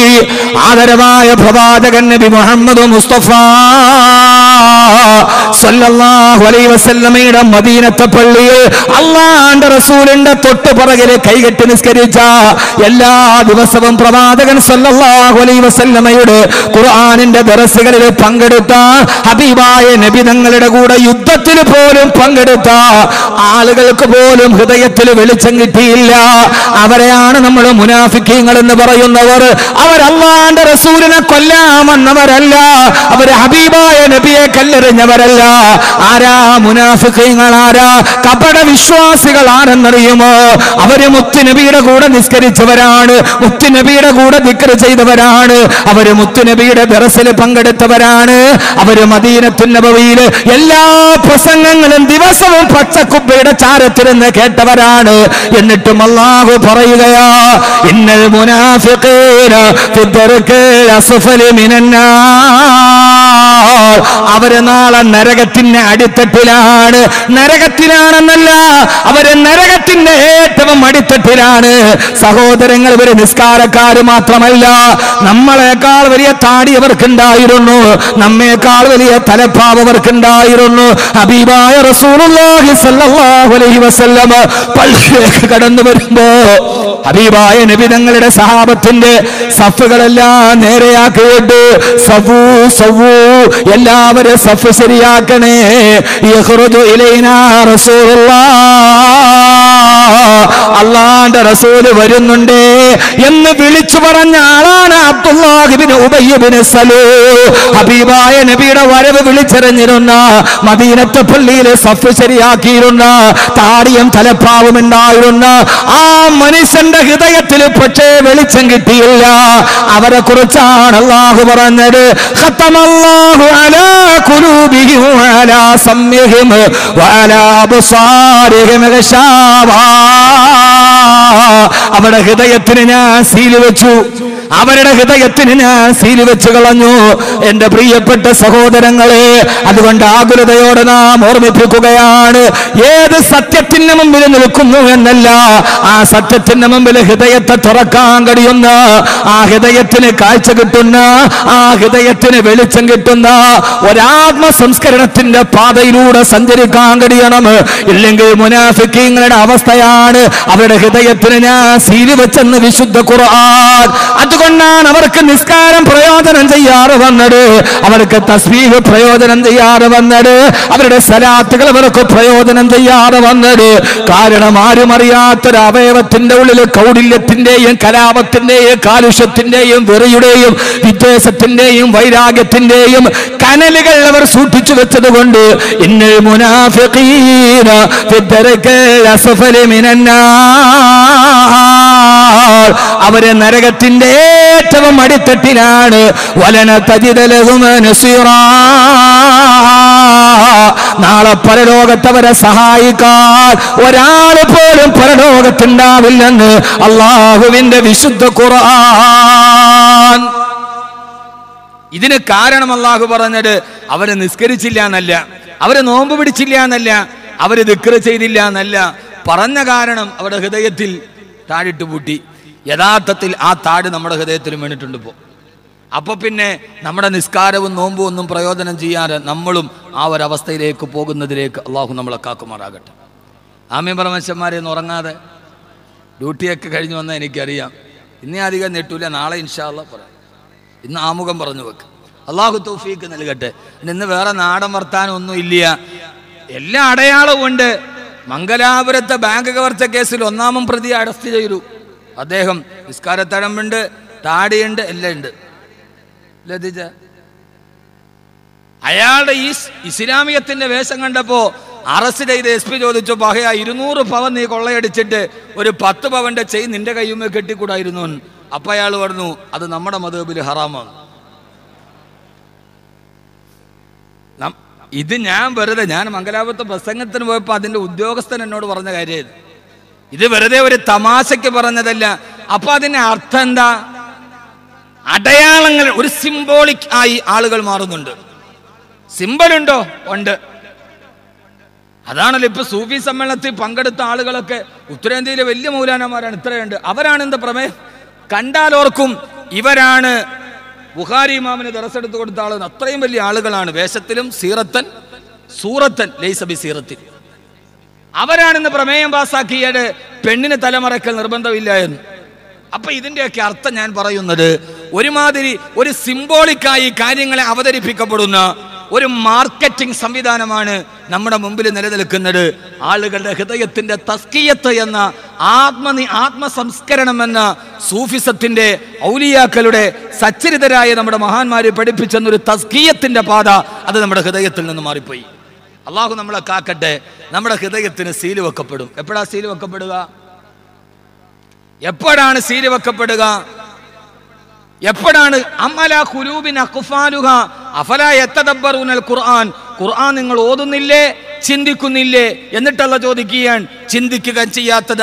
അലാ ഖുലൂബിൻ അഖ്ഫാലുഹാ, സൂറത്ത് മുഹമ്മദ്. നിങ്ങളുടെ ഹൃദയത്തിന് അഖ്ഫാലുഹാ താഴിട്ട് പൂട്ടി.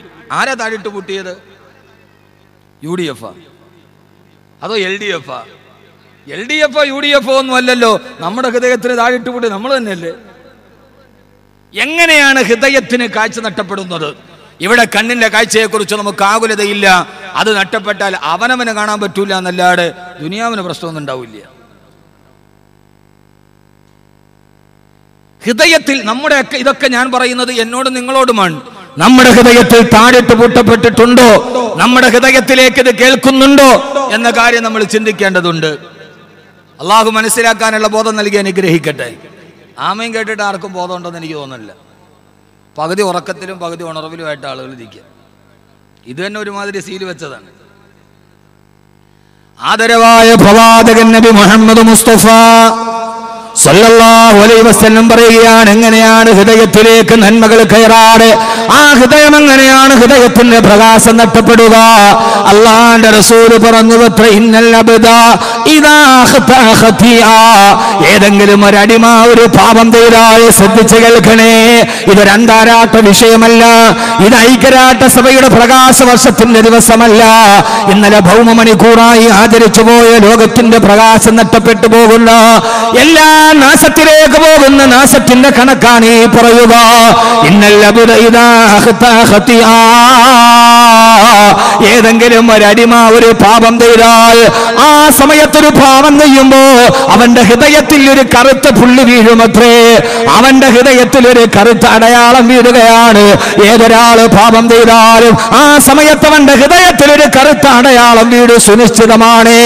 എന്നിട്ട് മുത്തുനബി പറയുകയാ, അങ്ങനെ അവൻ പൈശാചിക ദുർബോധനത്തെ അടിമപ്പെട്ടവൻ, അല്ലെങ്കിൽ അവൾ ഒരു പാപം ചെയ്തു, അത് പാപമാണെന്നറിഞ്ഞപ്പോൾ ഇദാ തബ വസ്തഗ്ഫറ, അവൻ പശ്ചാത്തപിക്കുകയും അവന് പശ്ചാത്താപബോധമുണ്ടാവുകയും അവനാ പാപം ചെയ്തു എന്നവന് മനസ്സിലായപ്പോ, അല്ലാഹു പറഞ്ഞത് ഞാൻ ചെയ്തില്ലല്ലോ, അവൻ വിലക്കിയെടുത്തുകൂടി ഞാൻ നടന്നു പോയല്ലോ എന്ന ആ അടിമക്കൊരു വീണ്ടും വിചാരമുണ്ടായപ്പോൾ ഇദാ തബ വസ്തഗ്ഫറ, അവനെ തൗബ ചെയ്യുകയും പിന്നീട് ഇസ്തിഗ്ഫാർ അധികരിപ്പിക്കുകയും ചെയ്താൽ ആ കറുത്ത അടയാള ഹൃദയത്തിൽ നിന്ന് താനേ മാഞ്ഞു പോകുമത്രേ. അത് താനേ നടന്നു പോകുമത്രേ.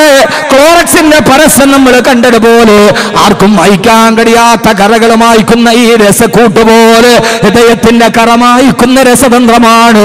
ഇദാ തബ വസ്തഗ്ഫറ, അവനാ തൗബ ചെയ്തിട്ട് ഇസ്തിഗ്ഫാർ വർദ്ധിപ്പിച്ചാൽ ആ കറുത്ത അടയാളം അതേപടി മാഞ്ഞു പോകുന്നു. അവന്റെ ഹൃദയം വെളിച്ചത്തിന്റെ രംഗമാകുന്നു. ആ ഹൃദയത്തിന് കാഴ്ചശക്തി കൂടുകയാണ്. അതല്ല, അവന് തൗബയും ചെയ്തില്ല, ഇസ്തിഗ്ഫാറും ചെയ്തില്ല.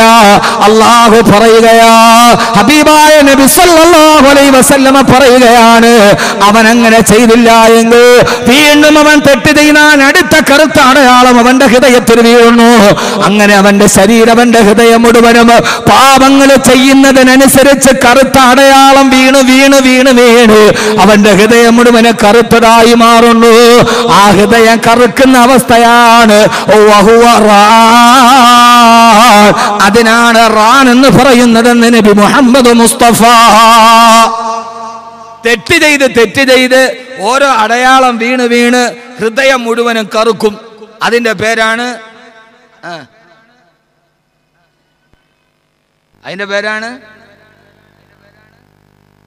നിങ്ങളല്ല കേൾവിക്കാര് തന്നെ. രണ്ട് ജോലി ഇനി നിങ്ങൾ ഉറക്കാതിരിക്കണം, ഞാൻ പ്രസംഗിക്കുകയും ചെയ്യണം. അതിന്റെ പേരാണ് വഹുവറാൻ. റാൻ എന്നാണ് ഇതിനെ പറയുക എന്ന് നബി മുഹമ്മദ് മുസ്തഫ.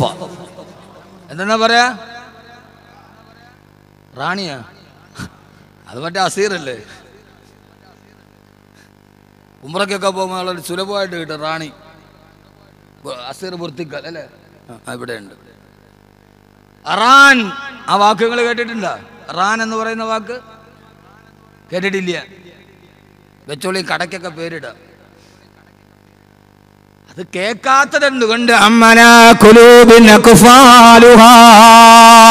ആ അവസ്ഥയ്ക്കാണ് റാൻ എന്ന് പറയുക. അതാണ് അല്ലാഹു പറഞ്ഞു തന്നത്. കല്ലാ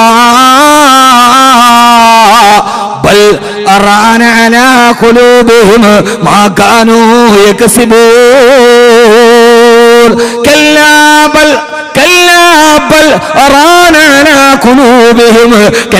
മനുഷ്യ, നീ വിചാരിച്ചതുപോലെയല്ല, വെറുതെയല്ല മനുഷ്യ നീ ഇങ്ങനെയായി പോയത്. അവരുടെ ഹൃദയം മുഴുവന് കറുകറുത്ത് കരുവാളിച്ചു പോയി. അവരുടെ ഹൃദയം മുഴുവന് കറുകറുത്ത് കരുവാളിച്ചു പോയി. എങ്ങനെയാണ് അവരുടെ ഹൃദയം കറുത്തത്? മാകാനൂ യക്സിബൂ, അവർ ചെയ്തു പോയ പാപങ്ങൾ കാരണത്താൽ ആ ജനതയുടെ ഹൃദയത്തിന് കറുപ്പ് ബാധിച്ചു എന്ന് അല്ലാഹുവിന്റെ വിശുദ്ധ ഖുർആൻ. അവരെ തെറ്റ് ചെയ്ത് കറുപ്പ് ബാധിക്കുകയാണ്.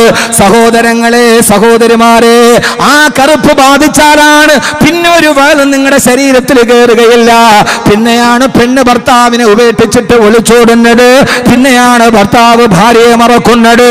അങ്ങനെ വരുമ്പോഴാണ് എന്തേ അവൻ ആ കുടുംബത്തിന്റെ കണ്ണീര് കണ്ടില്ല, എങ്കേ അവൻ ആ മക്കളോട് സ്നേഹമില്ലയോ എന്നൊക്കെ നമ്മൾ ചോദിക്കുമ്പോ അതൊന്നും കാണാൻ കഴിയാത്ത രീതിയിൽ മനുഷ്യൻ പിശാചായി മാറുന്നത് അവന്റെ ഹൃദയം ആര് പറഞ്ഞാലും കയറാൻ കഴിയാത്ത ഒരു ഉപദേശവും ഫലപ്രദമാകാത്ത അവസ്ഥയിലേക്ക് അവന്റെ ഹൃദയം മാറുമ്പോഴാണ്. അതുകൊണ്ട് അടിസ്ഥാനപരമായ മാറ്റമുണ്ടാകേണ്ടത് ഹൃദയത്തിനാണ്. ആ ഹൃദയത്തെ മാറ്റാൻ കഴിയുമ്പോഴാണ് സ്വാലിഹീങ്ങളായി മാറുക. നമ്മുടെ ഹൃദയത്തെ പരിവർത്തിപ്പിക്കാൻ അല്ലാഹു തൗഫീഖ് നൽകി അനുഗ്രഹിക്കുമാറാകട്ടെ.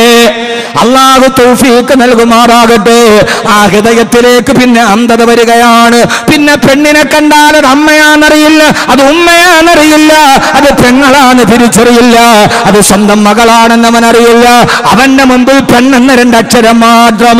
അവന്റെ മുമ്പിൽ അത് പെണ്ണാണ്, അത് ജന്മം നൽകിയ ഉമ്മയാണോ, അത് തന്റെ സഹോദരിയാണോ, അത് തന്റെ പെൺമക്കളാണോ, അത് തിരിച്ചറിയാൻ കഴിയാത്ത രീതിയിൽ അവന്റെ ഹൃദയം അങ്ങനെ മാറിപ്പോവുക. എല്ലാ പെണ്ണിലേക്ക് നടന്നു പോവുക. എല്ലാ പെണ്ണിന്റെ ശരീരത്തിലൊന്ന് തൊട്ടാൽ അതാണ് ഏറ്റവും വലിയ അനുഭൂതി എന്ന് കരുതുന്ന അവസ്ഥയിലേക്ക് നമ്മുടെ സമൂഹം ഇങ്ങനെ മാറിപ്പോകുമ്പോ കഴിഞ്ഞ കാലത്തെ പോലെയല്ല നമ്മുടെ കാലം. എല്ലാം ഒരു ന്യൂ ജനറേഷനായി, ഹൃദയത്തെ സംസ്കരിക്കാൻ കഴിയാത്ത ന്യൂ ജനറേഷൻ ഫ്രീക്കന്മാരായി നമ്മുടെ സമൂഹത്തിന് നമ്മൾ പറഞ്ഞു കൊടുക്കുന്ന പുതിയ പേരാണ് ന്യൂ ജനറേഷൻ. ന്യൂ ജനറേഷൻ ഫ്രീക്കന്മാരെന്ന് പറയുന്ന. എന്താണ് ന്യൂ ജനറേഷൻ ഫ്രീക്കന്മാരെന്നറിയോ? എന്റെ ഭാഷയിൽ പറഞ്ഞാൽ അണുകുടുംബത്തിൽ ജനിച്ച ആധുനിക രാസവള നിർമ്മാണശാലയിലെ ഉപോൽപ്പന്നങ്ങളെ പോലെ കെൻഡക്കിയും ബർഗറും മാത്രം തിന്ന് പരിശീലിച്ച, രാവിലെ എഴുന്നേറ്റാൽ മൊബൈൽ ഡാറ്റയുടെ ബാലൻസ് നോക്കുന്ന, പാതിരാത്രിയായാൽ ലോകത്തുള്ള മുഴുവൻ അശ്ലീലതകളും അനാവശ്യങ്ങളും കണ്ട് അവസാനം തളർന്ന് ലാപ്ടോപ്പ് യൂറോപ്പിന്റെ ഡെസ്ക്ടോപ്പിൽ തലവെച്ച് മയങ്ങിക്കിടന്നുറങ്ങുന്ന, രാവിലെ പടച്ചറപ്പിന്റെ വിളി കേൾക്കാൻ കഴിയാത്ത ആധുനികതയുടെ മാംസക്കോടികളെ പോലെ ലക്ഷബോധം നഷ്ടപ്പെട്ട ഒരു സമൂഹം ഉണ്ടാകുമ്പോ അവർക്ക് പുലരിയില്ല, അവർക്ക് പ്രദേശമില്ല, അവർക്ക് ദിക്റുദിയ സ്വലാത്തിന്റെ പ്രഭാതമില്ല, അവർക്ക് ദിക്റുദയുടെ പ്രദോഷങ്ങളില്ല, രാവിലെ അവർക്ക് സുബഹിന്റെ ദിക്റില്ല. കാരണം സൂര്യൻ ഉദിക്കുന്നവരെ വൈകിക്കിടന്ന നാട്ടിൽ ഇന്നേവരെ കണ്ടിട്ടില്ല. വൈകുന്നേരങ്ങളോ പണ്ടൊക്കെ നമ്മുടെ വൈകുന്നേരങ്ങൾ ഉണ്ടായിരുന്നു. സുബ്ഹാനല്ലാഹി വബിഹംദിഹി സുബ്ഹാനല്ലാഹിൽ അലീം വബിഹംദിഹി അസ്തഗ്ഫിറുല്ലാഹ് എന്ന ദിക്ർ ചൊല്ലുക. നമ്മുടെ പ്രസ്പർശങ്ങൾ അവര് കണ്ടിട്ടില്ല. വൈകുന്നേരമായ ഷോപ്പിംഗ് മാളുകള് വരുന്ന പെണ്ണിന്റെ ശരീരത്തിലൊന്ന് തൊട്ടുരുമ്മി നടന്നു പോകാൻ, അതാണ് വൈകുന്നേരത്തിന്റെ സായാഹ്നത്തിന്റെ രസമെന്ന് കരുതുന്ന ആധുനിക ലോകം. ആദരവായ പ്രവാചകൻ നബി മുഹമ്മദ് മുസ്തഫ സല്ലല്ലാഹു അലൈഹി വസല്ലമ പറയുകയാ, അല്ലാഹുവിന്റെ റസൂൽ പറഞ്ഞു, നിനക്ക് അനുവദനീയമല്ലാത്തൊരു പെണ്ണിന്റെ ശരീരത്തിൽ നീ തൊടുന്നതിനേക്കാൾ നല്ലത്, നിനക്കനുവദനീയമല്ലാത്ത ഒരു പെണ്ണിന്റെ ശരീരത്തിൽ നീ സ്പർശിക്കുന്നതിനേക്കാൾ നല്ലത് ചാണകത്തിലും വൃത്തികേടിലും കടന്ന ഒരു പന്നിയുടെ ശരീരത്തിൽ നീ തൊട്ടു രസിക്കുന്നതാണെന്ന് ഹബീബായ നബി മുഹമ്മദ് മുസ്തഫ സല്ലല്ലാഹു അലൈഹി വസല്ലമ. നിനക്കനുവദനീയമല്ലാത്തൊരു പെണ്ണിന്റെ ശരീരത്തിൽ തൊടുന്നതിനേക്കാൾ നല്ലത് ചാണകത്തിലും കാട്ടത്തിലും കടന്നുറങ്ങിയ ഒരു പന്നിയുടെ ശരീരത്തിൽ നീ തൊട്ടു സുഖമെടുക്കുന്നതാണ്. അതിനേക്കാൾ നിനക്ക് അഭിവാങ്യമെന്ന് റൂഹി ഫിദാ നബി മുഹമ്മദ് മുസ്തഫ, റൂഹി ഫിദാ നബി മുഹമ്മദ് മുസ്തഫ സല്ലല്ലാഹു അലൈഹി വസല്ലമ. അതുകൊണ്ട് സഹോദരങ്ങളെ, നമ്മെ തന്നെ നിയന്ത്രിക്കാൻ പഠിക്കുന്ന, നമ്മുടെ ഹൃദയത്തിന് വെളിച്ചം നൽകുന്ന നന്മയുടെ പാതയിലേക്ക് നടക്കാൻ നമുക്ക് കഴിയണം. അല്ലാഹു തൗഫീഖ് നൽകി അനുഗ്രഹിക്കുമാറാകട്ടെ. കടിയാത്തതല്ല, കടിയുന്നത് മാത്രമേ നമുക്ക് ചെയ്യാൻ അല്ലാഹു പറഞ്ഞിട്ടുള്ളൂ. അതൊരു ഹൃദയത്തിന്റെ ഒരു പരിശീലന കളരിയാണ്. മഹാനായ ഖാത്തമുൽ അസ്മ റളിയല്ലാഹു തആല അൻഹു ഷോപ്പിംഗ് മാളുകളിൽ, തിരക്കേറിയ സൂക്കുകളിൽ, തിരക്കേറിയ ചന്തകളിൽ ആണും പെണ്ണും തൊട്ടി ഉറുമ്പ് നടക്കുന്ന ഒരു പ്രത്യേക സാഹചര്യം. അവിടെയാണ് വീണ്ടും ഹിജാബ് വേണ്ടെന്നുള്ള പുതിയ പ്രഖ്യാപനം. അല്ല സഹോദരങ്ങളെ, അല്ല. ആ സൂഫി സമ്മേളനത്തിന്റെ വ്യാജ പ്രവർത്തനങ്ങളല്ല. ആരാണ് സൂഫികൾ എന്നറിയോ? ആരാണ് ഇസ്ലാമിന്റെ ഹൃദയത്തിന് കാഴ്ചശക്തി പഠിപ്പിച്ചു കൊടുത്തവരാണ് സൂഫിയാക്കൾ. അവരുടെ ജോലി ഹൃദയത്തിന്റെ കാഴ്ചശക്തി വർദ്ധിപ്പിക്കലായിരുന്നു. മഹാനായ ഖാത്തമുൽ അസ്മ റളിയല്ലാഹു തആല അൻഹു സൂഫി ചക്രവാളത്തിന്റെ സൂര്യതേജസ്സാണ്. മഹാനവറുകളെ വീട്ടിൽ 30 വർഷക്കാല സന്ദർശകനായിരുന്നു മഹാനായ ശഖീഖുൽ ബൽഖി റളിയല്ലാഹു തആല അൻഹു. ആരാണ് സൂഫികൾ? സൂഫികൾ ചെയ്ത ജോലിയാണ് ഹൃദയത്തിന് വെളിച്ചെണ്ണായി കൊടുക്കുക, ഹൃദയത്തിന് കാഴ്ചശക്തി കൊടുക്കുക. ഖാത്തമുൽ അസ്മ റളിയല്ലാഹു തആല അൻഹു, മഹാനായ ഖാത്തമുൽ അസ്മ റളിയല്ലാഹു തആല അൻഹു ശഖീഖുൽ ബൽഖി റളിയല്ലാഹു തആല അൻഹുവിന്റെ വീട്ടിലെ 30 വർഷത്തെ നിത്യ സന്ദർശകനായിരുന്നു. എല്ലാ ദിവസവും പോകും കൂട്ടുകാരനെ കാണാൻ. പക്ഷേ ആരാണ് വെള്ളം ഒഴിച്ചു കൊടുത്തതെന്ന് ചോദിച്ചാൽ ആണാണോ പെണ്ണാണോ എന്നറിയില്ല. ഒന്ന് ചിന്തിച്ചു നോക്കി നിങ്ങൾ. 30 വർഷക്കാലം കൂട്ടുകാരന്റെ വീട്ടില് നിത്യസന്ദർശകനായിരുന്നു മഹാനായ ഖാത്തമുൽ അസ്മ റളിയല്ലാഹു തആല അൻഹു. മഹാനവറുകൾ 30 വർഷക്കാലം നിന്നിട്ട് കൂട്ടുകാരന്റെ വീട്ടിൽ പോകുമ്പോ ആരാണ് വെള്ളമൊഴിച്ചു തന്നത്, ആണാണോ പെണ്ണാണോ എന്ന് മഹാനവറുകൾക്കറിയില്ല. കാരണം കൂട്ടുകാരന്റെ വീട്ടിൽ പോയാൽ കണ്ണുയർത്തിയിട്ട് നോക്കാറില്ല, തനിക്ക് വേണ്ടാത്ത കാഴ്ചകൾ കാണാറില്ല, കണ്ണു തുറക്കാറില്ല, കണ്ണടച്ചിരിക്കാറുള്ളൂ. എല്ലാവരും അത്ഭുതത്തോടെ ചോദിക്കുന്ന ഒരു ദിവസം ബഹുമാനപ്പെട്ട ഖാത്തമുൽ അസ്മ റളിയല്ലാഹു തആല അൻഹു ശഖീഖുൽ ബൽഖിയുടെ വീട്ടിൽ പോകുമ്പോ മഹാനവറുകൾ വസ്ത്രം മാറിക്കൊണ്ടിരിക്കുകയാണ്. വാതിലിൽ മുട്ടുകേട്ടപ്പോ പെൺമക്കളോട് പറഞ്ഞു, മോളെ ആരാണ് വാതിൽ പടിയിലെന്ന് നോക്കുക. പെൺമക്കൾ പോയി നോക്കുമ്പോ കണ്ണുകളെ താഴേക്ക് താറ്റി വാതിൽ പടിയിൽ നിൽക്കുകയാണ് മഹാനായ ഖാത്തമുൽ അസ്മ റളിയല്ലാഹു അൻഹു. ഓടി വന്നിട്ട് പെൺകുട്ടികൾ വാപ്പയോട് പറഞ്ഞൊരു മറുപടി ചരിത്രത്തിൽ കാണാം. അതാരാണെന്നറിയോ വാപ്പാ? സാഹിബുക്കൽ അഅ്മാ, സാഹിബുക്കൽ അഅ്മാ. അങ്ങയുടെ അന്ധനായ ഒരു കൂട്ടുകാരനുണ്ടല്ലോ, കണ്ണ് കാണാത്തൊരു കൂട്ടുകാരൻ 30 വർഷമായിട്ട് ഇവിടെ പതിവായി വരാറില്ലേ? ആ അന്ധനാണ് വന്നത്. ശക്കീക്കുൽ ബൽഹിക്ക് മനസ്സിലായില്ല തന്നെ കാണാൻ വരുന്ന അന്ധനായ കൂട്ടുകാരനോ. വാതിൽ പുറത്തു നോക്കുമ്പോ ഖാത്തമുൽ അസ്മ റളിയല്ലാഹു അൻഹു ആണ് മക്കളെ. അദ്ദേഹം അന്ധനല്ല, അദ്ദേഹം കാഴ്ചശക്തിയുള്ള ആളാ. 30 വർഷക്കാലം നിങ്ങളുടെ വീട്ടിൽ കയറി വരുമ്പോ തങ്ങളുടെ നേരെ ഒന്ന് കണ്ണു തുറന്ന് നോക്കാത്ത മനുഷ്യനെ അന്ധനാണെന്ന് ധരിച്ചു പോയിരുന്നു ആ മഹാനവറുകളുടെ പെൺമക്കൾ. മനസ്സിലാക്കാൻ കഴിയുമോ? ആധുനിക ലോകത്തിന് മനസ്സിലാക്കാൻ കഴിയില്ല. കൂട്ടുകാരന്റെ പൊന്നുമോളെ അവനില്ലാത്ത സമയത്തൊക്കെ നോക്കി ആ പെണ്ണിനെ മാനപ്പിച്ചു ചിന്തുന്ന ആധുനിക ലോകത്തോട് കൂട്ടുകാരിയുടെ മകളെ കൂട്ടിക്കൊടുക്കുന്ന അഭിനവകാല ലോകത്തിന് മനസ്സിലാവില്ല. 30 വർഷക്കാലം എന്റെ കൂട്ടുകാരന്റെ വീട്ടിൽ പോയപ്പോ അവന്റെ പെൺമക്കളെ കണ്ണുകൊണ്ടൊന്ന് നോക്കാതിരുന്ന മഹാനായ ശുഹാനായ ഖാത്തമുൽ അസ്മ റളിയല്ലാഹു അൻഹു തിരക്കേറിയ ചന്തയിലൂടെ മഹാനവറുകൾ നടന്നു പോകുമ്പോ അദ്ദേഹത്തെ കാണുന്ന ആളുകൾ ദുആ ചെയ്യുമായിരുന്നു അത്രേ. അല്ലാഹുവേ അല്ലാഹുവേ അല്ലാഹുമ്മ ഇന്നി അഊദു ബിക മിനൽ അമാ. അല്ലാഹുവേ ഇതുപോലെയുള്ള അന്ധതയിൽ നിന്ന് ഞങ്ങളെ കാക്കണേ അല്ലാ. തിരക്കേറിയ ചന്തയിലൂടെ സഞ്ചരിക്കുമ്പോ അരുതായ്മയുടെ കാഴ്ചകൾ കാണരുതെന്ന ആഗ്രഹത്തോടെ കണ്ണ് താഴേക്ക് പടത്ത് ആ ദിട്ടിപദം താഴേക്ക് മാറ്റി പോകുന്ന വഴിയിൽ തട്ടി വീഴാൻ പോകുന്ന മനുഷ്യനെ കാണുമ്പോ അദ്ദേഹം അന്ധനാണെന്ന് കരുതി കാണുന്ന ആളുകൾ ദുആ ചെയ്യുമായിരുന്നു അത്രേ. അല്ലാഹുവേ നമ്മളെ ക്യാൻസർ രോഗിയെ കാണുമ്പോ പറയുമല്ലോ അല്ലാഹുവേ ഞങ്ങളെ ഇതിൽ നിന്ന് കാക്കണേ അല്ലാ എന്ന് പറയുന്നത് പോലെ ആ മനുഷ്യൻ ചന്തയിലൂടെ നടന്നു പോകുമ്പോ ആളുകൾ ദുആ ചെയ്യുമായിരുന്നു അത്രേ. അല്ലാഹുമ്മ ഇന്നി അഊദു ബിക മിനൽ അമാ. അല്ലാഹുവേ ഞങ്ങളെ അന്ധതയിൽ നിന്ന് കാക്കണേ അല്ലാ. 30 വർഷക്കാലം ഒരു നാടിന്റെ തിരക്കേറിയ വീതിയിലൂടെ നടന്നു പോയിട്ടും അന്ധനാണെന്ന് ചുറ്റുഭാഗത്തുള്ള ആളുകളെ തെറ്റിദ്ധരിക്കുന്ന രീതി. ഇവരൊക്കെ നമ്മുടെ ലോകത്തിന് ചരിത്രത്തിന്റെ ചക്രവാളം തുറന്നെങ്കിൽ അവരാണ് യഥാർത്ഥ സൂഫിയാക്ക്. അവരാണ് നമ്മുടെ സച്ചരിതരുടെ പാതയിൽ കെട്ടിഘോഷിക്കുന്ന പ്രചരണത്തിന്റെ സൂഫിയാക്കളുടെ മുഖങ്ങളല്ല, ഇവരാണ് യഥാർത്ഥ സൂഫിയാക്ക്. ഉലൈക ആബായി ഫജിനി ബിമിസ്ലിഹിം ഇദാ ജമഅതനാ യാ ജുറൈറൽ മജാമിഇ. ഉലൈക ആബായി ഇവരാണ് നമ്മുടെ ആത്മീയതയുടെ പിതാക്കന്മാർ. ഇവരെ പോലെയുള്ളവരെയാണ് ഇനിയും കാലഘട്ടത്തിൽ കിട്ടേണ്ടത്. അവരാണ് ഹൃദയത്തിന് കാഴ്ചശക്തി കിട്ടാൻ മനുഷ്യനെ തസ്കിയത്ത് ചെയ്തവർ. അള്ളാഹു നമുക്ക് ആ തൗഫീഖ് നൽകട്ടെ. ആമീൻ പറ മനുഷ്യന്മാരെ. നിങ്ങൾ അന്തം വിട്ടിരിക്കുക, 30 വർഷം പോയിട്ട് കാണാത്ത ആളാ. പെമ്മക്കൾ പറഞ്ഞു ഇദ്ദേഹം അന്ധനാണ്, ഇദ്ദേഹം അന്ധനാണ്.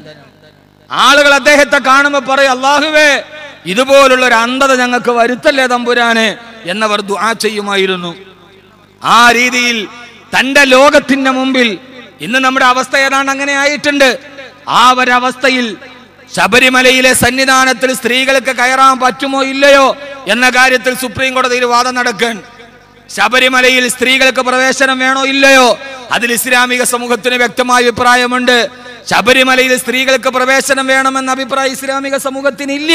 കാരണം ഒരു മതത്തിന്റെ തീരുമാനം പറയേണ്ടത് ആ മതത്തിന്റെ ദർശകരും അതിന്റെ ആചാര്യന്മാരുമാണ്. ഹർ ഖൗമേ ഗോഹസ്ത് ഖിബലസ്ത് റോഹസ്ത് ഇബാദത്ത്. ഗംഗാ നദിയിൽ പാപമോചനത്തിന് വേണ്ടി മുങ്ങിക്കുളിക്കുന്ന ആളുകളെ കണ്ടപ്പോ കൂടെയുള്ള ആളുകൾ പരിഹസിച്ചുകൊണ്ട് പറഞ്ഞപ്പോ ഹസ്രത്ത് നിസാമുദ്ദീൻ ഔലിയ അദ്ദേഹം പറഞ്ഞ മറുപടിയാണ് ഇല്ല, അവരെ പരിഹസിക്കരുത്, അവരുടെ ഹൈന്ദവ സഹോദരങ്ങളുടെ ആചാരങ്ങളെ പരിഹസിക്കരുത്. കാരണം ഓരോ സമൂഹത്തിനും അവരവരുടെ ഇബാദത്തുകളും ആചാരണങ്ങളുമുണ്ട്, അത് അവരുടെ വഴിക്ക് വിടുക, പരിഹസിക്കരുത് എന്ന് പഠിപ്പിച്ചു കൊടുത്തു.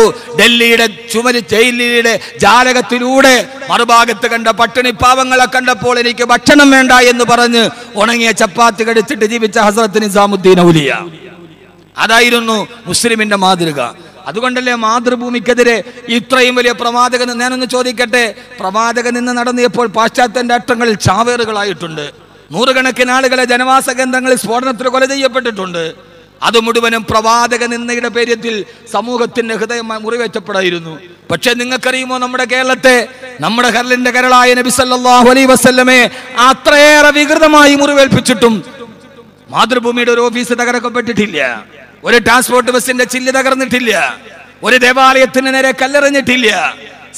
പിറ്റേ ദിവസം രാവിലെ ആളുകൾ മുഴുവനും വൈകാരികമായി പ്രതികരിക്കുമെന്ന് കരുതിയപ്പോ കേരളീയ മുസ്ലിം സമൂഹത്തിന്റെ ഉദാത്തമായ, വൈകാരികമായി പ്രതികരിക്കാത്ത കേരളീയ മുസ്ലിം സമൂഹത്തിന്റെ ഉദാത്തമായ മാതൃക ഇതാണ്. ഒരു ചില്ല് പോലും പൊട്ടിക്കാട്, ഒരു കല്ല് പോലും എറിയാട് തങ്ങളുടെ പ്രവാചക നിന്നക്കെതിരെ പ്രതികരിക്കാൻ ഒറ്റക്കെട്ടോടെ കഴിഞ്ഞപ്പോൾ കേരളീയ സമൂഹം എന്താണ് എന്ന് തിരിച്ചറിയുക. ഇതാണ് കേരളത്തിന്റെ പ്രത്യേകത. നമ്മൾ പറയുമ്പോൾ ഉത്തരേന്ത്യ പോലെയല്ല കേരളമെന്ന് അതിനൊരിക്കൽ കൂടി അടിവരയിട്ടു. ഈ പ്രവാചക നിന്നയുടെ കാര്യത്തിൽ കേരളം ഒരു കല്ല് പോലും അറിയാട്, ഒരു ഇല പോലും അനങ്ങാട് തങ്ങളുടെ പ്രിയപ്പെട്ട പ്രവാചകനെ അധിക്ഷേപിച്ചപ്പോൾ ഹൃദയം കൊടുക്കാനും തയ്യാറുള്ളപ്പോ, ജീവൻ കൊടുക്കാൻ തയ്യാറുള്ളപ്പോ പ്രതികരിച്ചു. ആളുകളുടെ കഥ നോക്കണേ. പിറ്റേ ദിവസം മാതൃഭൂമി കത്തിക്കും ചവിട്ടിക്കരുന്ന് മാതൃഭൂമിക്കറിയാം. പ്രവാചക നിന്നയുടെ തലേ ദിവസം ബഹിഷ്കരണത്തിന്റെ പ്രഖ്യാപനം നടന്നു. പിറ്റേ ദിവസം വെള്ളിയാഴ്ചയിൽ ലൈലത്തുൽ ഖദർ കൂടെ ഒന്നിച്ചു വന്നിട്ട് വാപ്പ പള്ളിയിൽ പോയില്ല എന്ന് പറഞ്ഞ മാതിരി പിറ്റേ ദിവസം മാതൃഭൂമിയുടെ ഫ്രണ്ട് കവറേജിൽ കഅബയുടെ ഫോട്ടോ. അവർക്ക് നന്നായിട്ട് അറിയാം ഏതായാലും ഇതൊരുത്തം മേത്ത ചവിട്ടൂല. പിറ്റേ ദിവസം അതിന്റെ ഫ്രണ്ടിൽ വലിയ ഒരു കഅബയുടെ ചിത്രം. എന്തുകൊണ്ട്? ഇതേതായാലും പിറ്റേ ദിവസം ഒരു അതിന്റെ മേലെ ചവിട്ടൂല എന്നറിയാം. ഇതാണ് കേരളീയ സമൂഹത്തിന്റെ പ്രബുദ്ധത. അള്ളാഹുവിനെ നിലനിർത്തി തരട്ടെ. വൈകാരികമായി പ്രതികരിക്കാനല്ല, വിവേകരമായി തീരുമാനമെടുക്കാൻ കേരളീയ സമൂഹത്തിന് കഴിഞ്ഞു എന്നതാണ് അതിന്റെ പ്രധാനപ്പെട്ട കാരണം. അതിൽ പാണക്കാട് കുടുംബത്തിന്റെ നേതൃത്വം, നമ്മുടെ രാഷ്ട്രീയ സാമൂഹിക നേതൃത്വത്തിന്റെ ദൈക്ഷണികപരമായ നിലപാടുകൾ, അതൊക്കെ ഇതിൽ സഹായമായിട്ടുണ്ട്. ഞാനിത് പറയുമ്പോൾ വീണ്ടും ഇനിയിപ്പോൾ ഒരു വിവാദമാക്കേണ്ട, ആവശ്യത്തിന് വിവാദങ്ങളൊക്കെ ഉണ്ട്. ഇനിയിപ്പോൾ അതും മുസ്ലിം ലീഗിന്റെ സംഭാവനയാണെന്ന് ബാക്കവി പറഞ്ഞു എന്ന് വേണ്ട. ഞാൻ കേരള യാത്രയിലൊന്ന് കുഞ്ഞാലിക്കുട്ടി സാഹിബ് വിളിച്ചപ്പോൾ ഒരു 6 മിനിറ്റ് 40 മിനിറ്റ് സംസാരിച്ചു. അത് വലിയ വിവാദമാക്കിയ ആളുകൾ. ഞാൻ ഇനിയും പറയുന്നത് ഞാൻ 10 മണിക്കൂർ സംസാരിക്കും. ലോകത്തൊരു സമൂഹം കാണിക്കുന്ന നന്മയെക്കുറിച്ച് പറയാൻ നമുക്കെന്തിനാ വിലക്കുള്ളത്? ഞാനത് രാഷ്ട്രീയ പ്രസംഗം നടത്തിയില്ല. കേരള യാത്രയിൽ മുഴുവൻ ആളുകളെയും അന്ന് ചവറയിലെ മഠാധിപതിയെ വിളിച്ചു. വികാരിയുണ്ട്. കേരളീയ സമൂഹത്തിൽ അറിയപ്പെടുന്ന ഒരു പ്രഭാഷണത്തിന്റെ മുഖമെന്ന രീതിയിൽ എൻ്റെ നാട്ടിൽ വന്നപ്പോൾ അദ്ദേഹം വിളിച്ചു, അവർ വിളിച്ചു, ഞാൻ പോയി. 6 മിനിറ്റ് 40 സെക്കൻഡും ആ പ്രസംഗം 6 മിനിറ്റ് 40 സെക്കൻഡും ഉള്ളെങ്കിൽ ഒരു 1.5 പ്രസംഗം പിന്നീട് കുഞ്ഞാലിക്കുട്ടി സാഹിബ് എന്നോട് പറഞ്ഞു. അപ്പോൾ ഞാൻ പറഞ്ഞത് KMCCയും CHS, ഞാൻ അവിടെ പറഞ്ഞത് ഇത്ര മാത്രമുള്ളൂ. ഞാനൊരിടത്ത് പോയപ്പോൾ മലപ്പുറം ജില്ലയിൽ ഒരു വീട്ടിൽ 14 ലക്ഷത്തിൻ്റെ ഒരു വീട്, ഇതിനൊരു പാവപ്പെട്ടവൻ എന്നെ വിളിച്ചു. ഞാൻ പോയപ്പോൾ ഒരു പറഞ്ഞു KMCC വെച്ച് തന്ന വീടാണ് എനിക്ക്. ഞാൻ പറയുന്നു, ഒരു രാഷ്ട്രീയ പാർട്ടിക്ക് ഇത്രയും വലിയൊരു ജീവകാരുണ്യം ചെയ്യാൻ കഴിയുമെങ്കിൽ പിന്നെയൊന്ന് ഞാൻ CH സെന്ററിൽ കണ്ട ഒരു കാഴ്ചയും, ഈ 2 കാര്യം ഞാൻ പറഞ്ഞിട്ടുള്ളത്, ഇനിയും പറയും. അതേതെങ്കിലും ഒരു വിധേയത്വമുള്ളത് കൊണ്ടല്ല, ഒരു സമൂഹം ചെയ്യുന്ന നന്മകളെപ്പോഴും, അതാര് നന്മ ചെയ്താലും. ഗുലാം അലിയെ പാടാൻ പറ്റില്ല എന്ന് പറഞ്ഞ് ബഹിഷ്കരിച്ചപ്പോൾ കമ്മ്യൂണിസ്റ്റ് പാർട്ടിയുടെ M P Rajesh MP Ghulam അലിയെ കേരളത്തിലേക്ക് പാടാൻ ക്ഷണിച്ചു. ഞാൻ അപ്പോൾ തന്നെ അദ്ദേഹത്തിന് മെസ്സേജ് അയച്ചു. അദ്ദേഹത്തെ അഭിനന്ദിച്ചുകൊണ്ട് ഞാൻ പല സ്റ്റേജുകളിലും പ്രസംഗിച്ചിട്ടുണ്ട്. ഇത് സുബൈർ ഉള്ളത് കൊണ്ട് ഞാൻ പറയുന്നതല്ല. സുബൈർ വിചാരിക്കേണ്ട എന്നെ സോപ്പിടാൻ വേണ്ടിയാന്ന് വിചാരിക്കേണ്ട. അങ്ങനെ ഒരു സോപ്പിങ് എൻ്റെ ഭാഗത്തുനിന്ന് ഉണ്ടാവില്ല. പണ്ട് മുതലേ പറയുന്ന കാര്യത്തിൽ എന്നോടൊന്ന് പല വിവാദം ഉണ്ടായി. ആളുകൾ വിളിച്ചിട്ട് എന്നോട് നിങ്ങളിത് തിരുത്തിയേ പറ്റൂ. ഞാൻ അവരുടെ കൊക്കിൽ ജീവനെ തിരുത്തൂല. പറയുന്ന കാര്യം ബോധത്തോടു കൂടി പറയുന്ന ആളാണ്. പറയേണ്ട കാര്യങ്ങൾ പറയേണ്ടതേ പറയാറുള്ളൂ, അല്ലാത്ത ആരെയും വിമർശിക്കാറില്ല, ഒരാളെയും പേരെടുത്ത് വിമർശിക്കാറില്ല. പക്ഷെ ഒരു സമൂഹം ചെയ്യുന്നത്, അത് മാർക്സിസ്റ്റ് പാർട്ടി ആകട്ടെ, അത് UDF ആകട്ടെ, കോൺഗ്രസ് ആകട്ടെ, ആരുമാകട്ടെ, ഒരാൾ ഒരു നന്മ ചെയ്താൽ ആ നന്മയെ അംഗീകരിക്കാനുള്ള മനസ്സില്ലെങ്കിൽ നമ്മൾ മനുഷ്യരല്ല. അത് രാഷ്ട്രീയപരമായി പല ചേരികളിൽ നിൽക്കുമ്പോഴും പല മതത്തിൽ നിൽക്കുമ്പോൾ ഒരാൾ ചെയ്ത നന്മയെ ആരാണെങ്കിലും, അബൂ സുഫിയാന് പോലും ആ നന്മയുണ്ടായിരുന്നു. മുഹമ്മദ് നബിയെ കുറിച്ച് കൊല്ലാൻ വേണ്ടി വാളെടുത്ത് നിൽക്കുമ്പോൾ നജാഷി ചോദിച്ചു, മുഹമ്മദ് കള്ളം പറഞ്ഞിട്ടുണ്ടോ? അബൂ സുഫിയാൻ കൊല്ലാൻ വാളെടുത്ത ആളാണ്. അബൂ സുഫിയാൻ പറഞ്ഞു, ഇല്ല, ഞാൻ അയാളെ കൊല്ലാൻ വാളും പിടിച്ചു നിൽക്കുന്നവരാണെങ്കിലും മുഹമ്മദ് ദേവരെ കള്ളം പറഞ്ഞിട്ടില്ല, അദ്ദേഹം സത്യമേ പറയൂ. ഈ ഒരു സ്വഭാവം 6-ാം നൂറ്റാണ്ടിലെ ലഅനത്തുല്ലാഹി അലൈഹി നമ്മൾ വിളിച്ച അബൂ സുഫിയാന് പോലും ഉണ്ടായിരുന്നു. പക്ഷെ നമുക്ക് അതില്ലാതെ പോകും. കാരണം ആര് നന്മ ചെയ്താലും ആ നന്മ, പിന്നെ എനിക്ക് എൻ്റെതായ ചില രാഷ്ട്രീയമായ വിധേയത്വമൊക്കെ ഉണ്ടാവും, അതില്ലെങ്കിൽ പിന്നെ എന്താവാന്. പക്ഷെ നന്മകളായി പറയാനുള്ള മനസ്സ് നമുക്കുണ്ടാകണം. അള്ളാഹുവിനെ നിലനിർത്തി തരട്ടെ, അള്ളാഹു നിലനിർത്തി തരട്ടെ. അതാ ഞാൻ പറഞ്ഞത്, ഹൃദയത്തിന് കാഴ്ചയില്ല. ഹൃദയത്തിന് കാഴ്ചയുണ്ടെങ്കിൽ ഇതൊക്കെ കാണാൻ കഴിയില്ലേ? എന്തുകൊണ്ട് കാണാൻ കഴിയില്ല? പിന്നെ അതിനൊന്നും ഞാൻ മറുപടി പറയാത്തത് പറയേണ്ട കാര്യമില്ല. കാരണം നമുക്ക് ഈ കിട്ടുന്ന സമയം അതിന് മറുപടി പറയാനുള്ള സമയമില്ല. എന്നോട് ഒത്തിരി പേര് ഇവിടെ വന്ന് പറഞ്ഞു, ഉസ്താദ് ഒന്ന് മറുപടി പറയണത്. മറുപടി എന്തിനാ പറയാ? വെറുതെ എന്തിനാ സമയം കളയാ? നമ്മളിപ്പോൾ ഹൃദയത്തിന് കാഴ്ച കിട്ടാം. മറുപടി പറഞ്ഞാൽ പിന്നെ എൻ്റെ ഹൃദയത്തിന് താഴിട്ട് പൂട്ടിയെന്ന് അർത്ഥം.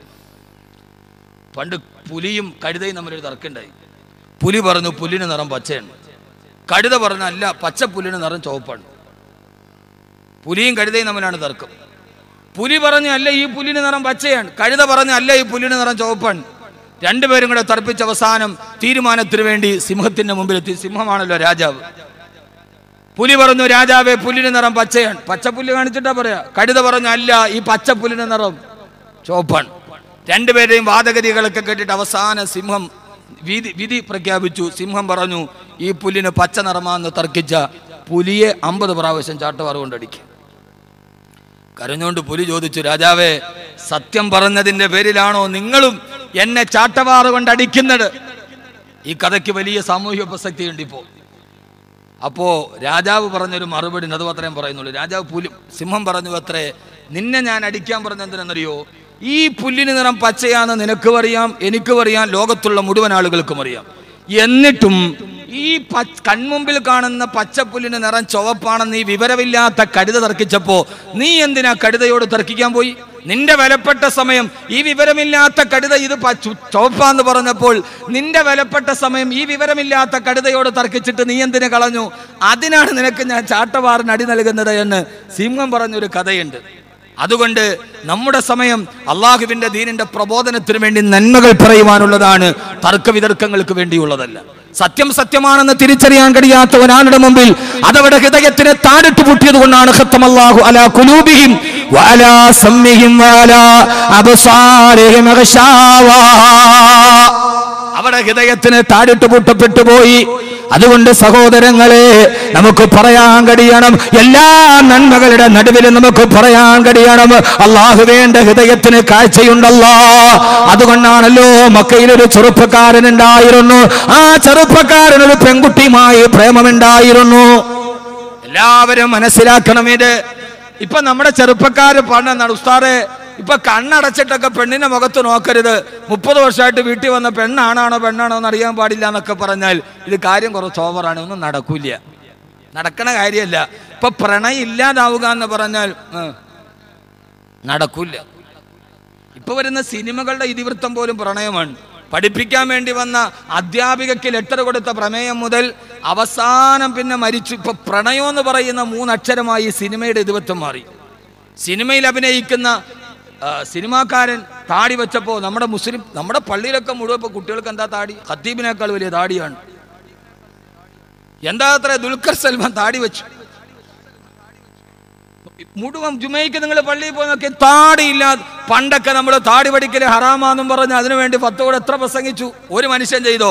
ഇപ്പൊ മുഴുവൻ കുട്ടികൾക്കും താടി. ആ താടിയോ പള്ളിക്കലെ കാതിയേക്കാൾ വലിയ താടിയാ. സിനിമാക്കാരൻ താടി വെച്ചു. ഞാനൊന്ന് ആലോചിക്കാണ്, ഇനി അടുത്തിറങ്ങണ സിനിമയില് നായകൻ 5 വക്കത്തും കളാക്കാതെ നിസ്കരിക്കുന്ന ആളായിരുന്നെങ്കിൽ നമ്മുടെ കുട്ടികൾ അതും കൂടി ചെയ്തേനെ, അതായി മാറുമായിരുന്നു. ഇന്ന് ധർമ്മം പഠിപ്പിച്ചു കൊടുക്കാൻ ആരുമില്ല. സിനിമക്കാരൻ ധർമ്മം പഠിപ്പിച്ചു കൊടുക്കാൻ തുടങ്ങി. കാസർഗോഡ് പൃഥ്വിരാജിന്റെ അടുത്ത് ചേർന്ന് നിന്ന് സെൽഫിയുടെ ഫോട്ടോ എടുത്തു.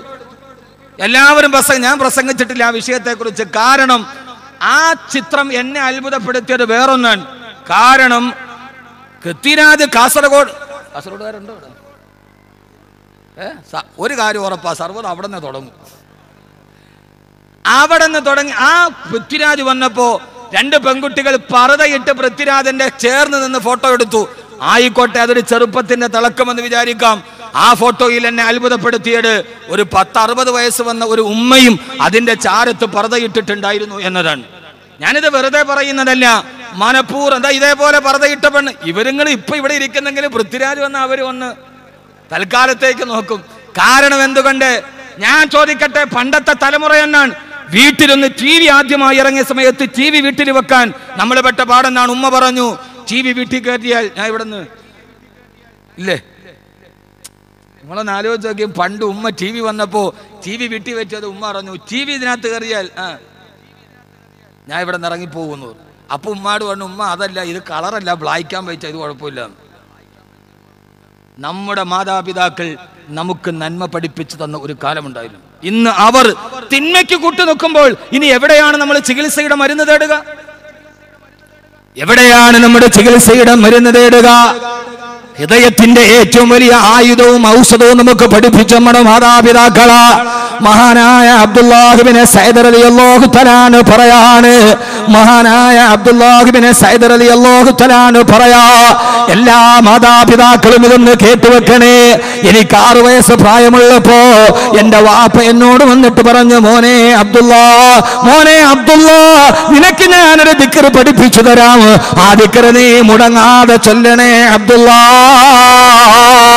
മഹാനായ അബ്ദുല്ലാഹിബ്നു സഅദ് റളിയല്ലാഹു അൻഹു പറയാ, 6 വയസ്സ് പ്രായമുള്ളപ്പോ പ്രവാസികളായ മാതാപിതാക്കൾ, നിങ്ങളുടെ മക്കളെ നാട്ടിലാണെങ്കിൽ ഈ വയല് കഴിഞ്ഞാൽ ഇന്ന് രാത്രി തന്നെ ഫോൺ വിളിച്ചിട്ട് ഉമ്മയോട് പറയണം, മക്കളെ കൊണ്ട് ഈ ദിക്ർ മുടങ്ങാതെ പഠിപ്പിച്ചു കൊടുക്കണേ.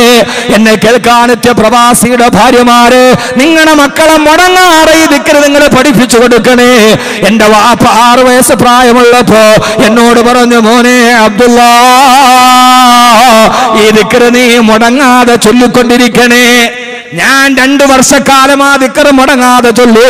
എന്നിട്ട് അദ്ദേഹം പറയാ, 2 വർഷക്കാലം എന്റെ വാപ്പ എനിക്ക് പഠിപ്പിച്ചു തന്ന മരുന്ന് ഉപയോഗിച്ചപ്പോ എന്റെ ഹൃദയത്തിന് പ്രകാശമുണ്ടായി, മാതാപിതാക്കളാണ് ഹൃദയത്തിന്റെ മരുന്ന് പഠിപ്പിച്ചു കൊടുത്തത്. കാസർഗോഡ് പൃഥ്വിരാജിന്റെ കൂടെ ഫോട്ടോ എടുത്ത പെൺകുട്ടികൾ എന്നെ അത്ഭുതപ്പെടുത്തിയിട്ടില്ല. ആ ഭാഗത്ത് കണ്ട കണ്ണാടി വെച്ച വാതക്കം ബാധിച്ച ഉമ്മയാണ് എന്നെ അത്ഭുതപ്പെടുത്തിയത്. ഉമ്മ പോലും മാറി നിന്നില്ലല്ലോ. ഒരു തെറ്റ് ചെയ്താൽ, മക്കളെ ഇത് തെറ്റാണ്, ഇത് ഇബ്ലീസിന്റെ വഴിയാണ് എന്ന് പണ്ട് നാടൻ ഭാഷയിൽ പഠിപ്പിച്ചു തന്ന വാതക്കത്തെ പോലും പിശാചുക്കൾ പിടിച്ചു വരിഞ്ഞു കെട്ടുമ്പോ ഇനി എവിടേക്കാണ് തസ്കിയത്തിന്റെ പാദമടങ്ങി പോവുക? എന്റെ വാപ്പയാണ് എനിക്ക് പഠിപ്പിച്ചു തന്നത്. ആ ദിക്ർ ഞാൻ ചൊല്ലിയപ്പോ 2 വർഷം കഴിഞ്ഞപ്പോ എന്റെ ഹൃദയത്തിന് പ്രകാശമായി.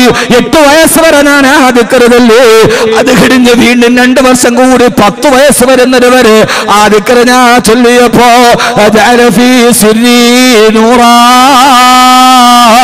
എന്റെ ആത്മാവിന് പ്രകാശമായി.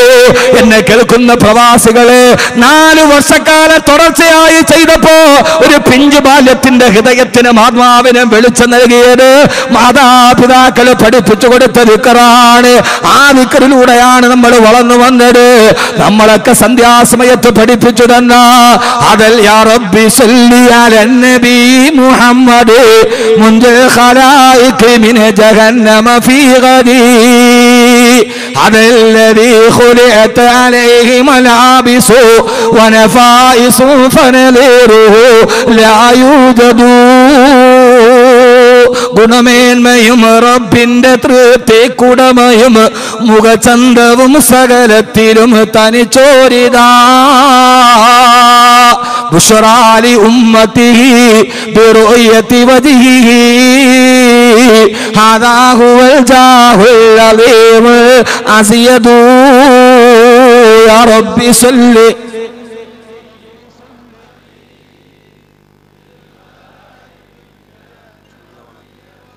ഇങ്ങനെ ഉമ്മയും വാപ്പയും ഇത് പഠിപ്പിച്ചു തന്ന സന്ധ്യാസമയങ്ങൾ എവിടെ? അല്ലാഹു നമുക്ക് ബോധം തരട്ടെ. 6ാമത്തെ വയസ്സിൽ വാപ്പ പഠിപ്പിച്ചു കൊടുത്തു. 8 വയസ്സായപ്പോ മോന്റെ ഹൃദയത്തില് കാഴ്ചയുണ്ടായി. ഏതാ ദിക്ർ?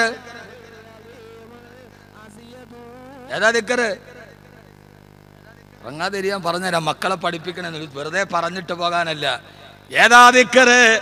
ആ ദിക്ർ നിങ്ങൾ തങ്ങന്മാർക്കും മുരിയാക്കന്മാർക്കും കൈമടക്ക് കിട്ടാനുള്ള ഉപജീവന മാർഗമാണെന്ന് പറഞ്ഞ് പഠിപ്പിച്ചു കൊടുത്തു.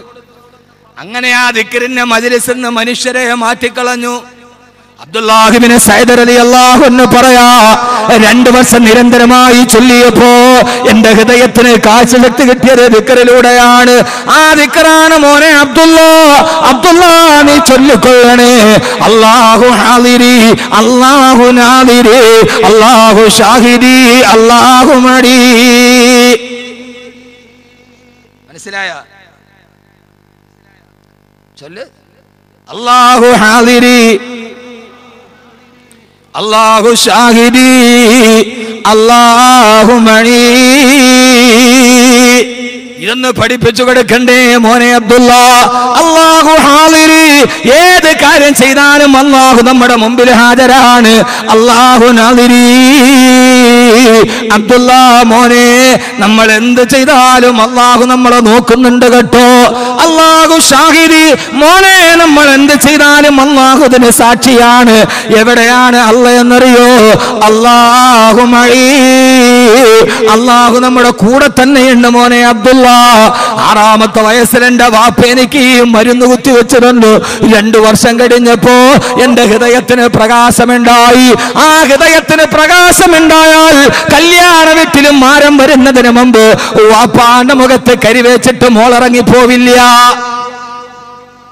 അല്ലാഹു നമുക്ക് ബോധം തരട്ടെ. ഈ ദിക്റിന്റെ ഇതാണ് ഹൃദയത്തിന്റെ കാഴ്ചയുടെ പാത. ഞാൻ അത് മാത്രമേ ഇന്ന് നാളും പറയുന്നുള്ളൂ, വേറൊന്നും പറയുന്നില്ല. ഇൻഷാ അല്ലാഹ് ഇന്ന് മുതൽ മക്കളെ കൊണ്ട് പറയിപ്പിക്കണം. പറയിപ്പിക്കുമോ? ഊരുണ്ട് ഇൻഷാ അല്ലാഹ് പറഞ്ഞാൽ നിങ്ങൾ പറഞ്ഞാൽ എൻ്റെ മക്കളല്ല നന്നാവുക. അല്ല, നിങ്ങൾ ഇൻഷാ അല്ലാഹ് പറഞ്ഞ് പറപ്പിച്ചാൽ എൻ്റെ മക്കളല്ല സാലിഹ്യങ്ങളാവുക. അവനാൻ്റെ മക്കളാണ്. വെറുതെ ഞാൻ അവിടെ നിന്ന് ഇവിടം വരെ വന്നു, പ്രസംഗിച്ചു പോയി എന്നല്ല, പോയി കഴിയുമ്പോൾ ഞാനിപ്പോൾ 4ാം വർഷത്തെ പ്രഭാഷണം മഷൂദ് സാഹിബ് എപ്പോഴും എന്നോട് ഉസ്താദിൻ്റെ വാദം മാത്രമേ കേൾക്കുള്ളൂ. കേട്ട എന്തെങ്കിലുമൊക്കെ കുറച്ച് പ്രയോജനം ഉണ്ടാവും. അള്ളാഹു പ്രയോജനം നിലനിർത്തി തരട്ടെ. ഞാൻ ഇവിടെ നിന്ന് പോയാലും എനിക്ക് ഉപയോഗമുള്ള ഒരാളാണ് മഷൂദ് സാഹിബ്. കാരണം തിരുവനന്തപുരത്ത് കിംസ് ഹോസ്പിറ്റലാണ് എൻ്റെ ഫാമിലി ഒന്നടങ്കം കാണാൻ പോവുക. അവിടുത്തെ തിരക്കെന്ന് പറഞ്ഞാൽ വലാത്തതിർ വാസറത്തും വിതറ ഉഹറ വല്ലൈസലിൽ ഇൻസാനില്ല മാസായ. അപ്പോൾ അവിടെ ഒന്ന് നേരത്തെ കയറി അതിനൊക്കെ പോകണമെങ്കിൽ മഷൂദ് സാഹിബിൻ്റെ സഹായം വേണം. എപ്പോഴും അദ്ദേഹം സഹായിക്കും. അല്ലാഹു അദ്ദേഹത്തിന് നല്ല പ്രതിഫലം കൊടുക്കും. അതുകൊണ്ട് ഈ ദിക്ർ ഓരോ ഉമ്മമാരും അല്ലാഹു ഹാദിരി, അല്ലാഹു ഹാദിരി, അല്ലാഹു നാദിരി, അല്ലാഹു ഷാഹിദി, അല്ലാഹു മഈ. അല്ലാഹു സ്വീകരിക്കുമാറാകട്ടെ. ഒരു പേപ്പർ എൻ്റെ കയ്യിൽ തന്നു. അതിൻ്റെ അർത്ഥം വാത് നിർത്താൻ സമയമായി എന്നാണ്? അല്ല, നിർത്താറായി എന്നല്ല, സമയമായി വരണുണ്ട് എന്നാണ് എൻ്റെ അർത്ഥം. എത്ര മണിക്ക് നിർത്തണം? പെട്ടെന്ന് പറയും. തൽക്കാലം ഒരു അരമണിക്കൂറിനുള്ളിൽ നമുക്ക് അവസാനം. നാളെ നേരത്തെ, നാളെ ഔപചാരികതകളൊന്നുമില്ല, പ്രോട്ടോക്കോളൊന്നുമില്ല. നാളെ നേരെ ഭാഗമാണ്. നാളെ ഇതിൻ്റെ പ്രധാനപ്പെട്ട ഭാഗം പറയാനുണ്ട്. ഇന്ന് 1-2 കാര്യങ്ങൾ കൂടി. അല്ലാഹു സ്വീകരിക്കുമാറാകും. അല്ലാഹു സ്വീകരിക്കും. ഒരു അരമണിക്കൂർ കൊണ്ട് അതോടെ ഇരുന്നൂടെ? ഒരു അരമണിക്കൂർ കൊണ്ട് ഇരുന്നൂടെ? ഇരിക്കുമെന്നുള്ളവരൊക്കെ ഒന്ന് കൈ പൊക്ക് നോക്കട്ടെ.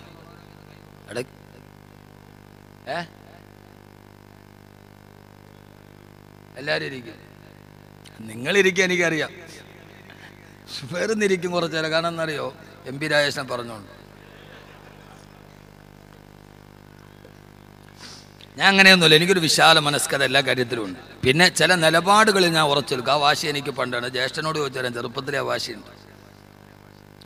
വെറുതെ ഒരാളുടെ നമ്മൾ പറയുന്ന ഒരു അഭിപ്രായം കൃത്യമാണ് എന്ന് നമുക്ക് ഉറപ്പുണ്ടെങ്കിൽ അതിൽ നമ്മൾ ഉറച്ചേക്കും.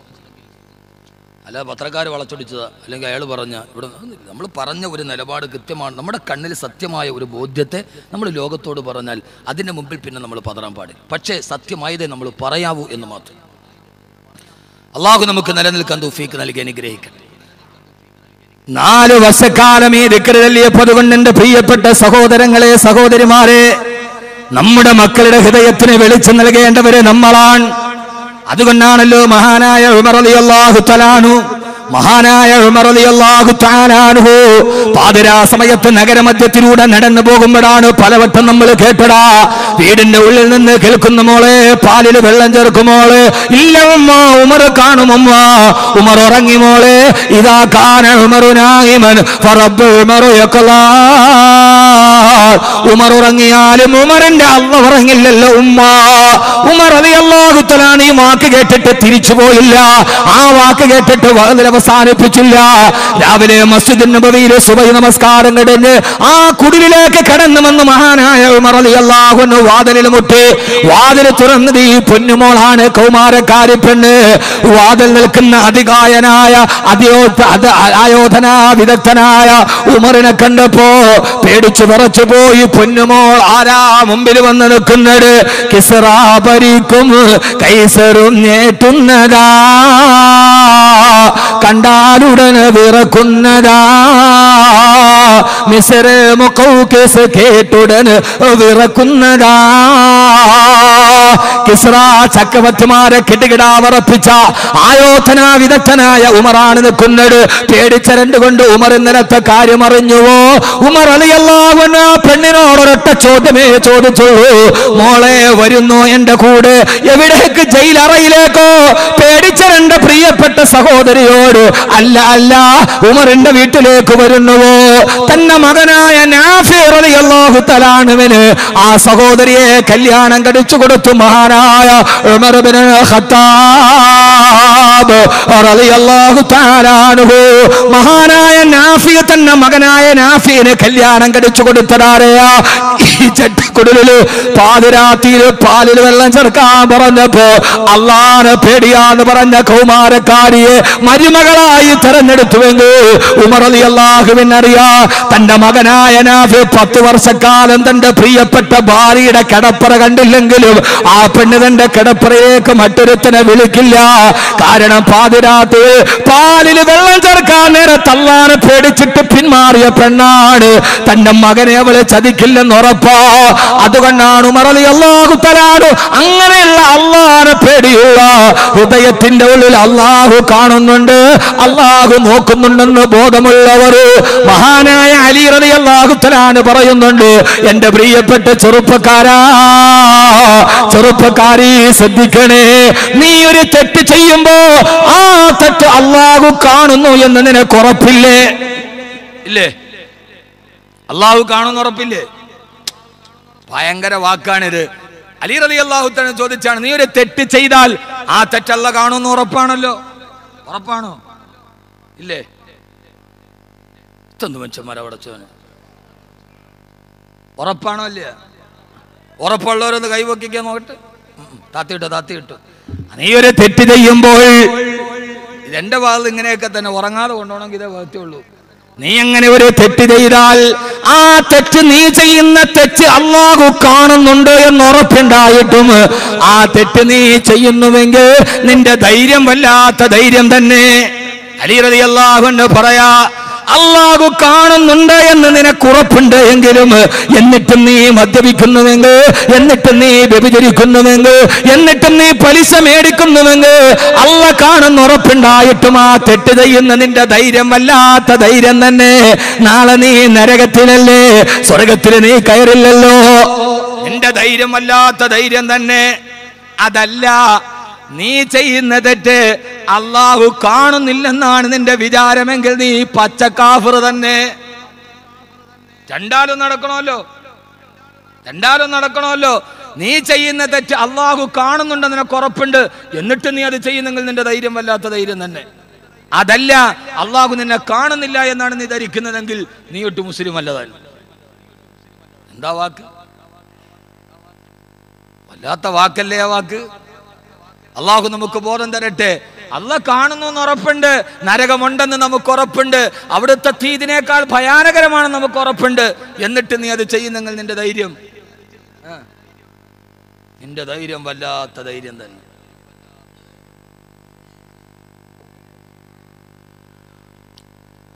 മക്കയിലൊരു ചെറുപ്പക്കാരൻ ഉണ്ടായിരുന്നു. ആ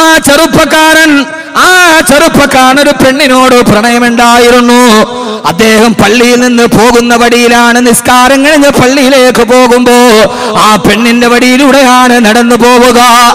നിസ്കാരം കഴിഞ്ഞിട്ടാണ് പോകുന്നത്.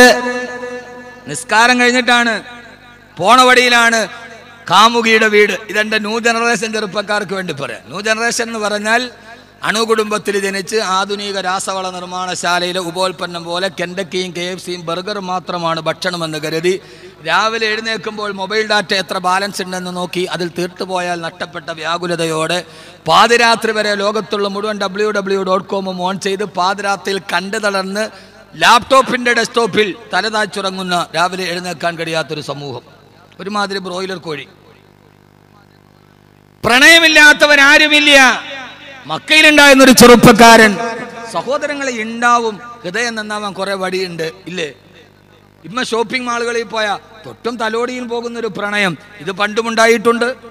ഹബീബായ നബി മുഹമ്മദ് മുസ്തഫ സല്ലല്ലാഹു അലൈഹി വസല്ലമയുടെ അടുക്കൽ വന്നൊരു സഹാബി പറഞ്ഞു, നബിയെ ഞാനൊരു പെണ്ണിനെ ചുംബിച്ചു പോയി, എന്നെ എറിഞ്ഞു കൊല്ലി നബിയെ. അന്നും ഇത് സംഭവിച്ചിട്ടുണ്ട്, സഹാബാക്കളുടെ ഇടയിൽ സംഭവിച്ചിട്ടുണ്ട്. മനസ്സിലായ? ആരും എഴുന്നേറ്റ് പോകരുത്. സഹാബി മുത്തിയിട്ടുണ്ട്, എനിക്കും ആവാന്നും പറഞ്ഞു പോകരുത്. സഹാബിയാണ് ഒരു ദിവസം വന്നിട്ട് പറയുന്ന, നബിയെ ഞാൻ ഇസ്ലാമിന്റെ വാതിൽ വിശാലമായി തുറന്നു തരുക. ഇസ്ലാം ഒരു ശിക്ഷണ പാഠമാണ്, പക്ഷെ അതിന്റെ വഴി വിശാലമാണ്. സഹാബി വന്നിട്ട് പറഞ്ഞു, നബിയെ ഒരു അതീവ സുന്ദരിയായ പെണ്ണിനെ ഞാൻ പ്രേമിച്ചു, അവളെ ഞാൻ ചുംബിച്ചു നബിയെ. ഫർജിനി യാ റസൂലല്ലാഹ്, എന്നെ ഒന്ന് കല്ലെറിഞ്ഞ് കൊല്ലണേ നബിയെ. ഒരു പോലീസ് സ്റ്റേഷൻ പോലും നിലവിലില്ലാത്ത കാലഘട്ടത്തിൽ ഒരു police station, local police station ഇല്ല. ഇതാണ് പാപത്തിന്റെ അവസ്ഥ. ചെയ്തത് തെറ്റാണെന്ന് ഓർമ്മ വന്നു, നബിയെ എറിഞ്ഞു കൊല്ലണേ നബിയെ.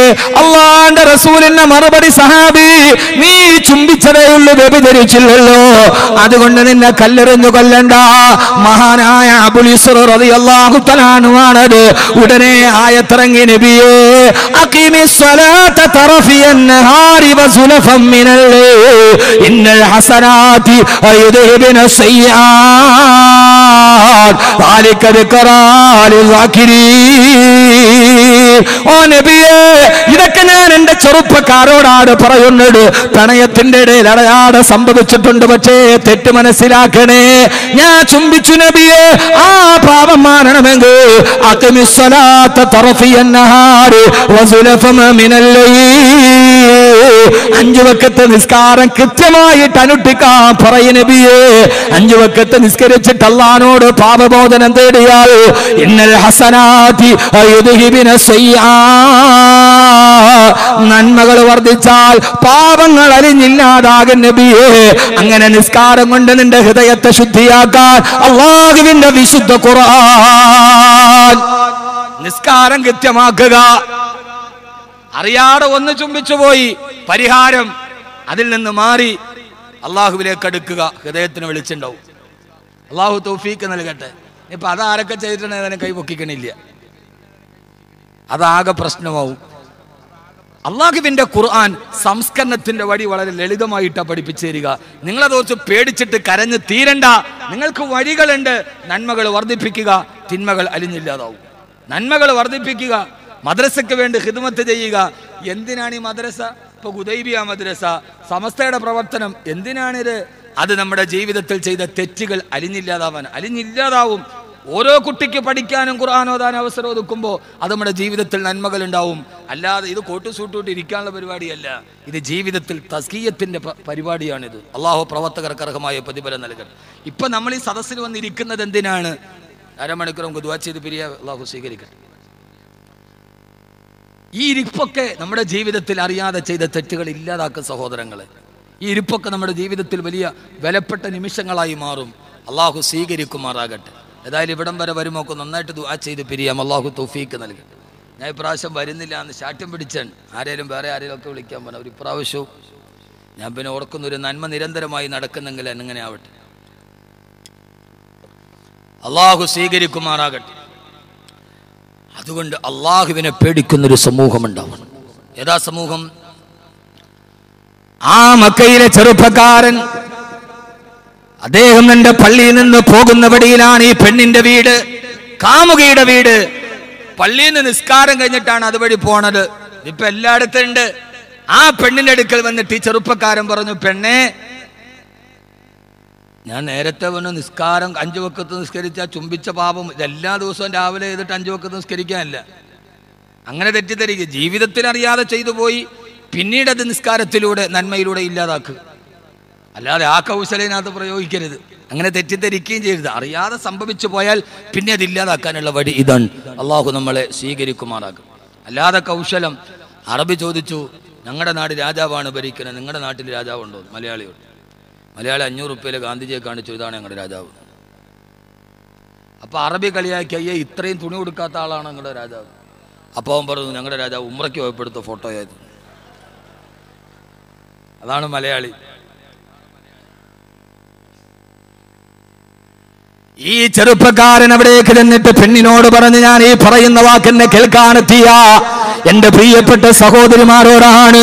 ആ പെണ്ണിനോട് പറഞ്ഞു, പെണ്ണേ, നിന്നോട് എനിക്ക് വല്ലാതെ പ്രണയമാണ്, അനുരാഗമാണ്, നിന്നിൽ എനിക്ക് ആവശ്യമുണ്ട് പെണ്ണേ, നിന്നിൽ എനിക്ക് ആവശ്യമുണ്ട് പെണ്ണേ, അതുകൊണ്ട് നീ എന്റെ കൂടെ വരുമോ, നീ എന്നോട് പ്രണയിക്കുമോ? ആ സമയത്ത് പള്ളിയിലെ നിസ്കാരം കഴിഞ്ഞ് തിരിച്ചു വരുന്ന വഴി തന്നോട് പ്രണയാഭ്യർത്ഥന നടത്തിയ ആ ചെറുപ്പക്കാരനോട് മക്കയിലെ പെണ്ണ് പറഞ്ഞ മറുപടി എന്തറിയോ? ഇസ്ലൂഹാ ലിയൗമിത്തഗാബുനി. ഓ ചെറുപ്പക്കാരാ, നിന്റെ ആ പ്രണയം നാളെ യൗമുത്തഗാബുനെന്ന് അല്ലാഹു പറഞ്ഞ പരലോകത്തിലേക്ക് മാറ്റിവെക്കുക. അവിടെ നിന്റെ പ്രണയം നിനക്ക് പ്രയോജനം ചെയ്യുമെങ്കിൽ ആ പ്രണയത്തിലേക്ക് ഞാൻ വരാ ചെറുപ്പക്കാരാ. ആ പെണ്ണ് പറഞ്ഞ വാക്കെന്നറിയോ? അല്ലാഹു മഹ്ശറയെ കുറിച്ച് ഖുർആനിൽ പറഞ്ഞ പദമാണ് ദാലിക യൗമുത്തഗാബുൻ. യൗമുത്തഗാബുൻ അല്ലാഹു പരിചയപ്പെടുത്തിയ ഒരു സ്നേഹവും രക്ഷപ്പെടാത്ത, ഒരു കാമുകയും ഒരു കാമുകനെ തേടാത്ത ഒരു പരലോകത്തേക്ക് മാറ്റിവെക്ക ചെറുപ്പക്കാരാ. ആ ചെറുപ്പക്കാരന് പേടിയായി, അയാളാ തെറ്റിന്റെ പാതയിൽ നിന്ന് തിരിഞ്ഞുപോയി. അതേ മക്കയിൽ ഞാൻ പറയുന്നത് അള്ളാഹുവിനെ പേടിയുള്ള, ഹൃദയത്തിൽ പ്രകാശമുള്ള, നന്മയിലേക്ക് നടക്കാൻ പോകുന്നൊരു സമൂഹം ഉണ്ടാവണം. ആ സമൂഹമാണ് ചെറുപ്പക്കാരനോട് പെണ്ണ് പറഞ്ഞ് ഇല്ല ഇല്ല പരലോകത്തിലേക്ക് മാറ്റിവെക്കുക. തന്റെ നേരെ വരുന്ന ചെറുപ്പക്കാരനോട് പരലോകത്തെ ഓർമ്മിച്ചു കൊടുക്കുന്ന പെണ്ണുണ്ടാവണം പെങ്ങളെ. ആ തന്നെ വലവീശി പിടിക്കാൻ വരുന്ന പെണ്ണിനോട് പരലോകത്ത് പറയുന്ന ആണുണ്ടാവണം. അതാണ് നമ്മുടെ സദസ്സിന്റെ ഇന്നത്തെ മുദ്രാവാക്യം. അള്ളാഹു സ്വീകരിക്കുമാറാകട്ടെ. മക്കയിൽ അതീവ സുന്ദരിയായൊരു പെണ്ണുണ്ടായിരുന്നത്രേ. അവളെ കണ്ടാൽ നോക്കാത്തവളില്ല, അവളെ കണ്ടാൽ വീഴാത്തവളില്ല. അവൾ വല്ലാത്ത സൗന്ദര്യത്തിന്റെ ഉടമയാണ്. അവളുടെ ഭർത്താവ് ഒരിക്കൽ ചോദിച്ചു, പെണ്ണേ പെണ്ണേ, നിന്നെ കണ്ടിട്ട് ഇതേവരെ നോക്കാത്ത, നിന്റെ വലയിൽ വീഴാത്ത, നിന്റെ സൗന്ദര്യം ഇതേവരെ നോക്കാത്ത ആരെങ്കിലും ഉണ്ടോ പെണ്ണേ? ആ സമയത്ത് ആ പെണ്ണ് പറഞ്ഞു, ഇല്ല ഇല്ല, എന്റെ വലയിൽ വീഴാത്ത ഒരാളുമില്ല. നടന്നു പോയാൽ എന്നെ നോക്കാത്തൊരു ചെറുപ്പക്കാരൻ മക്കയിലില്ല. ആ സമയത്ത് ഭർത്താവ് പറഞ്ഞു, പെണ്ണേ, എന്നാൽ ഉബൈദ് ബിൻ ഉമൈർ റളിയല്ലാഹു തആല അൻഹു എന്ന ചെറുപ്പക്കാരനായ മനുഷ്യൻ ഹറം ശരീഫിലെ പണ്ഡിതനാണ്, ചെറുപ്പക്കാരനാണ്. ഉബൈദ് ബിൻ ഉമൈറിനെ നിന്റെ വലയിലൊന്ന് വീഴ്ത്താൻ കഴിയുമോ പെണ്ണേ? ഉബൈദ് ബിൻ ഉമൈർ റളിയല്ലാഹു അൻഹു കാലഘട്ടത്തിന്റെ ഏറ്റവും വലിയ പ്രതിഭാവിലാസം പോലെ നിലങ്ങി നിന്ന മഹാനായ ചെറുപ്പക്കാരനായ പണ്ഡിതന് ആ പെണ്ണ് നേരെ ഹറം ശരീഫിലേക്ക് പോയി. കഅബാലയത്തിന്റെ ഹറം ശരീഫിന്റെ മുറ്റത്തിരുന്ന് ആയിരക്കണക്കിന് മുത്തഅല്ലിമീങ്ങൾക്ക് ദർസെടുത്ത ഉബൈദ് ബിൻ ഉമൈർ റളിയല്ലാഹു തആല അൻഹു എന്ന യുവ പണ്ഡിതന് ആ പെണ്ണ് കടന്നു ചെന്നു ഉബൈദ് ബിൻ ഉമൈറിനോട് പറഞ്ഞു, പത്ര മഹാനവറുകളെ, ഓ വലി സുആൽ, എനിക്ക് നിങ്ങളോട് കുറെ ചോദ്യം ചോദിക്കാനുണ്ട്, ഞാൻ നിങ്ങളുടെ മുമ്പിൽ പഠിക്കാമെന്ന് പെണ്ണ. ആ പെണ്ണിനോട് പറഞ്ഞു, ചോദിച്ചുകൊള്ളൂ. ആ സുന്ദരിയായ പെണ്ണ് പറഞ്ഞു, ഉബൈദ് ബിൻ ഉമൈറേ, നമ്മ ഈ ഹറം ശരീഫിന്റെ മറുഭാഗത്തുള്ള മതിലിന്റെ ഭാഗത്തൊന്ന് പോയി നിന്ന് ചോദിച്ചാലോ? ഞാൻ പെണ്ണല്ലേ, എനിക്ക് പൊതുവായി ചോദിക്കാൻ തടസ്സങ്ങളുണ്ട്. ഉബൈദ് ബിൻ ഉമൈർ റളിയല്ലാഹു അൻഹു സമ്മതിച്ചു. ഹറമിന്റെ മറുഭാഗത്തുള്ള മതിലിന്റെ വിജനമായ സ്ഥലത്ത് നിന്നിട്ട് ഉബൈദ് ബിൻ ഉമൈർ ചോദിച്ചു, പെണ്ണേ, ഇനി നിനക്ക് എന്താണ് ചോദിക്കാനുള്ളത്? ആ സമയത്ത് പെണ്ണ് തന്നെ മുഖത്തിന്റെ മൂടുപടം പൊക്കി രാജകുമാരിയെപ്പോടെ പ്രലോഭിക്കുന്ന തന്റെ സുന്ദരവദനം ഉബൈദ് ബിൻ ഉമൈറിന്റെ മുമ്പിലേക്ക് പ്രദർശിപ്പിച്ചിട്ട് ആ പെണ്ണ് പറഞ്ഞു, ഉബൈദ് ബിൻ ഉമൈറേ, എനിക്ക് നിങ്ങളോട് സ്നേഹമാണ്, എനിക്ക് നിങ്ങളെ കൊണ്ട് ആവശ്യമുണ്ട്, എന്റെ ശരീരം നിങ്ങൾക്ക് ഞാൻ സമർപ്പിക്കുകയാണ്. എന്റെ പ്രിയപ്പെട്ട ചെറുപ്പക്കാരാ, അല്ലാഹു ഹാലിരി, അല്ലാഹു നാലിരി, അല്ലാഹു ഷാഹിദി, അല്ലാഹു മഈ. അല്ല കാണുന്നുണ്ടല്ലോ, അല്ല നോക്കുന്നുണ്ടല്ലോ, അല്ല കൂടെയുണ്ടല്ലോ, അവൻ എന്റെ ചാരത്തുണ്ടല്ലോ. ആരുമില്ലാത്ത ഏകാന്തതയിൽ സുന്ദരി പെണ്ണൊരു പുരുഷൻ പോലും നോക്കാതെ തിരിച്ചു പോകാത്ത മാതക സൗന്ദര്യത്തിന്റെ പെണ്ണ് തന്നെ മാടി വിളിക്കുമ്പോ മഹാനായ ഉബൈദ് ബിൻ ഉമൈർ റളിയല്ലാഹു തആല അൻഹു ചോദിച്ചു, പെണ്ണേ, ആ സുന്ദരി പെണ്ണിന്റെ മുഖം കണ്ട് വീണില്ല പെണ്ണേ, നാളെ നിന്റെ ഈ മുഖം കൊണ്ടുപോയി മണ്ണിലേക്ക് ചേർത്ത് നിൽക്കുന്ന ഖബർ വരുന്നില്ലേ? ആ ഖബർ കബറിൽ നിങ്ങളുടെ മുമ്പിലേക്ക് മുൻകരന് കീറും വന്ന് ചോദ്യം ചോദിക്കുമ്പോ ആ ഇടുങ്ങിയ കബറിന്റെ ഉള്ളിൽ നിന്റെ ശരീരം ഇങ്ങനെ ചേർത്ത് കിടക്കുന്ന സമയത്ത് ഈ വ്യഭിചാരം നിനക്കവിടെ വരണമെന്ന് ആഗ്രഹമുണ്ട് പെണ്ണേ? ഇല്ല ഇല്ല ഇല്ല ഇല്ല, എന്റെ കബറിന്റെ ഉള്ളിൽ ഏകാന്തതയിൽ ഞാൻ കിടക്കുമ്പോ ഈ വ്യഭിചാരം അവിടെ വരുന്നതിനേക്ക് പെണ്ണേ, സിറാത്തിലില്ല.